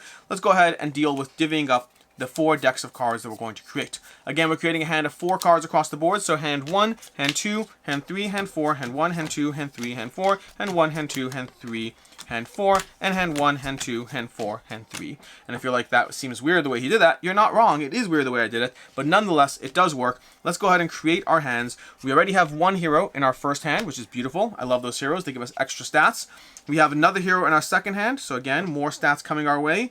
We have a third hero. I don't know if that's true. We have 2 heroes in our next hand over here, so that's beautiful. And then lastly, we have over here, we have 1 hero. So the heroes, the ratio of heroes is getting stronger. And you do have a minimum of 24 cards in your hero deck, so you can never weed to just being down to heroes, unless you get 24 heroes, which is possible. The tavern is a place where you can recruit new heroes. And with that, we have to choose our starting hand. As usual, we want to get loot cards, we want to conquer NPCs. Let's go ahead and do some conquering of NPCs. Ideally, conquering 3 NPCs would be fun. I usually enjoy doing that. So let's see what attributes or combination of attributes we have. Over here, we have 4 military might and 6 eyes. That's going to be a perfect combination for getting her. But the flip side is 6 eyes. No, it does not help with the rest. So I think we will start with this hand over here. We'll give up her 4 military might and 6 eyes to capture her. So we're going to place, not capture, recruit her. So we have Brigid, spiritual healer is being added. She gets 2 quest queues, which is great. There's a worry. I'm not going to try to get all 4. 3 would be plenty. We have 5 handshake and 4 book. So we have handshake and book. We have handshake and book. Not really. We have handshake and book over here, but it's 4 book and 5 handshake. That 5 handshake and 4 book is not necessarily helping me. The 2 attack is not helping me either. So he's not as useful in terms of the way he combines to these various skills over here. So 5 handshake and 4 book. If we get 2 more book, then we can use it for an expedition over here. So let's see if we can get 2 more book from somewhere. So he already gives you more in terms of his stats over here. That's really not helpful. We could get 2 military might, 2 eyes. No, it's not helpful. We have over here, we have 3 and 3, which could be used for, well, nothing. 3 eyesight and 3 military might. We're going to have to use that for one of these down here. We could use the Iron Outpost to upgrade stuff, but I don't think it's necessary as much anymore. So that 3 military might and 3 eyesight. If we had another 3 military might, that would be useful over here. And so we could do that. I'm just thinking of how to manage this. So if we go ahead, let me just look at my various other characters. Swap this card with another one in any player's hand. Oh, that could be useful. That's military might and books. It's not necessarily as useful. I think what we're going to do... Oh, here we go. Okay, we're going to use this card over here. This is an instant use card, +2 of any one ability. If this conquers an NPC, put 2 on the weapon shop. So we're going to use that to combine with this over here, which is going to give us, I believe, 6 books and 5 handshakes. And we're going to... Oh, no, do you want to use it for an NPC? Can we do that? Can we use it for any NPC? We have multiple handshakes. Yes, we can use it for her. So we're going to do +2 to the military might. That's going to give us 4 military might. That's going to allow us to conquer an NPC. So we're going to go ahead and take another cube, put it on the NPC, and then that's going to allow us to put 2 cubes on the weapon shop because of the way that works. So that's a strong combination ability there. So we're done over there. That these 2 are gone. Okay, that was an instant out of play ability there. Then we're going to go use this ability, which is again an instantaneous, +3 of any one ability. We're going to combine that with this over here. That's going to give us 6 weapons and 3 eyesight. And we're going to go ahead and put down 2 cubes on there. And we're slowly but surely running out of things. We need extra cubes for this. We're just going to use another color already because it doesn't really matter significantly. And then lastly, we have this one. Remove from the game 2 cards in the discard pile. They leave your character deck. That's useful for weeding. But right now, I think that I kind of want it for the rest. But the rest is actually really not helpful. That's really not helpful. What I could do is I could swap this card with another card in the player's hand. So this card is an instant ability. I can swap it down for over here. So we're going to have this card. That might help us there. And now we just have 3 military might and 3 books, which we could use for military might and books is over here. So we're going to go ahead and put 2 more in the workshop, I guess. I guess we're upping the weapon shop because that's just what we're going to do over here. 2 military mights and 2 books. And that's hand 1 complete. Okay. Puzzle 1 is done. Then over here, we do have the option of drawing a card if this doesn't work for us. But let's take a look. We do want 1 more military person. This card will not help us for that. Will this card help us? 5 military might, and we need handshakes though. Military might and books is useful-ish, but not really. Over here, 3 and 3, and look at the top 6 cards of your character that can put them back in any order. That would be helpful for drawing a card. Intriguing. Intriguing. I don't know. We're going to go ahead and see how that plays out. Over here, 5 handshake and 4 eyeballs means over here, if we got a single more eyeball, that would work for us, which we could do with this. So I think we're gonna combine these. I don't love this combination, but this will allow us to get this one over here, which also allows us to pick a card up from the discard pile, which I don't know if that's as strong. When you buy a card, draw loot cards, add conquered NPCs. Challenge conquered, okay. Yeah, so we add them to the deck. So I think I'm going to go ahead and do these. I kind of wish I had this. This would be very useful. But I don't know if I can get that. We need 5 military might and 4 handshake, which is trickier to get, unfortunately. I do like them a lot though. So we're going to go ahead and do this over here. That's going to get us our last hero. These combinations of things. That's done, which means now we have to do these over here. 4 military might and 5 books. Military might and books in one shot goes here, which is not helpful. That is really not helpful, actually. Can we swap this with a card in another player's hand? Draw a card. I don't know if he's as helpful. 4 military might and 5 books. Books go here. Military might goes here. Military might and books never combine for the sake of these. So we could use the 4 military might. No. I don't like it. This is not giving us the flexibility we need. Produce 2 and put this card in another player's hand. This is not an instant. Intriguing. That is intriguing. I like that. I probably have not been using that well. Okay. I think we're going to have to go ahead and use this. We're going to discard this to draw a card and see what comes out. A hero. I need a hero, save us. Dun, dun, dun, dun, dun, dun. Okay. So we do have the hero, which is helpful-ish. That's going to give us handshakes and 5 books over here, which is good to an extent, but it's not. These aren't pairing up well with things. I might legitimately just use these 2 to do this one over here, I guess. I need that 1 more book. I mean, it feels really not the best use of things, but I'm not seeing a better option, unfortunately. We can't even get enough to get this. Yeah, I think we're just going to use those to put 2 over here. And they're done. That is really not efficient, but at least it gets us that, so it's something. Next hand of cards. Next hand of cards, we really need to get some things down over here. We have over here, produce 2 and put this in a player's hand. That could be useful.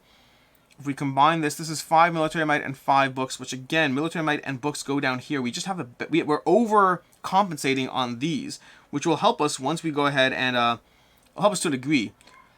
but we can't split a card into multiple things. So if we have 5 military might and 4 eyeballs, would that help us? 5 military might and 4 eyeballs would not. 5 military might and 4 eyeballs. This is too much military. I guess we could go here. It is something. It's still useful. So fine, let's go ahead and do that. We're going to do 5 military might and we're going to do 4 eyeballs. So we're going to produce 2 and put this in another player's hand. So we're going to move that over. Then we're going to have the 5 military might and 4 eyeballs and be able to put down 2 over here. So 2 cubes in the Iron Hand outpost. And then lastly, we have eyeballs and books, which again, there's nothing that combines well for that. Eyeballs and books, nothing that combines well. And look at the top 6 cards of the character back and put it back in any order. Nothing we have. Let's just draw a card. Oh, draw a card. Then each other player may discard a card to draw a card. That would have been useful had we done this deck instead. So I guess we can look at the cards over here and still look at them and see what they have and put them back in any order. I guess we're going to go ahead and do we have 5 military might? We don't. We have 3 military might and 3 eyeballs. We don't want the military might. It's too much. So I think we're going to leave that on top. Okay. And we're going to produce this over here, which isn't going to do... It won't be able to split amongst multiple things, unfortunately. But we should still go ahead and... We already have 3 heroes coming to us. That's good. We could do this one here. Eyeballs and books to put a single cube over here. So we're going to do that. Okay, eyeballs and books, That's going to do that there, and then we're done. Okay, so we're at a total of 5 cubes there. If we can get a 6th cube there, we'll draw an extra cube. But that's going to be more loot cards. So we're doing good on loot cards. The question is over here, what do we want to do? Because this card over here won't help us in and of itself. This card is for, nope, this one is handshakes and books. Does not help strongly, no.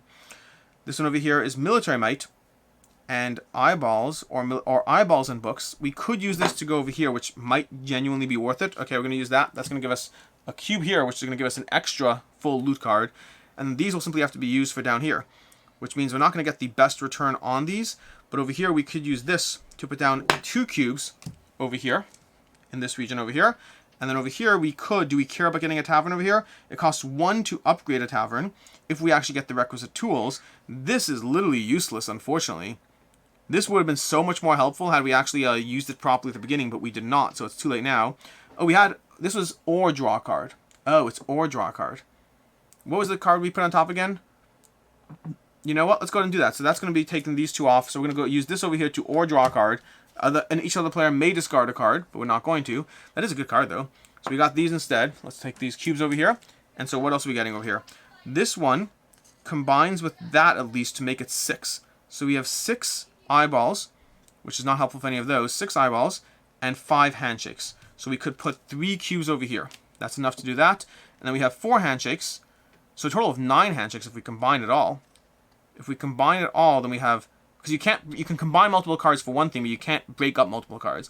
So 4, 5, that's 9 handshakes, which means you can put 2 more cubes on here, which is not what I thought I would do over here, but it's not the worst, actually. It's not the worst. There we go. We're done. Okay, now we spent all the cards. That's half the puzzle. Now we're going to go ahead and deal with all the rewards. So one at a time, we're going to get 6 loot cards. For every 3 you draw an extra, so that's going to be 8 loot cards. So we're going to get ourselves over here 1, 2, 3, 4, 5, 6, 7, 8, and then a 9th because we conquered 3 NPCs. So 9, that's going to be done there. Those are going to go into our pool. Do we get more gems? We got 1, 2, 3 more gems. Good, we were light on those. We're done with these. We're going to get all these NPCs. They're going to go into our character deck. This one will go back into the NPC pool. It's gone, lost forever into the sands of time. And then we have down here things we can go ahead and upgrade. So let's try to figure out what we want to do first. We could open some weaker armor. We don't care about much about that. We could remove character cards. I think we're going to go ahead and start by opening 2 armor. So we're going to try to get some better armor. Our armor level right now is 2, so we're going to go over here and try to open up 2 pieces of level 2 armor. We don't have level 3 armor yet. We'll get to that soon enough. Over here, we got 1 piece of armor, and then we got another piece of armor. We're going to open those up and see what we can afford.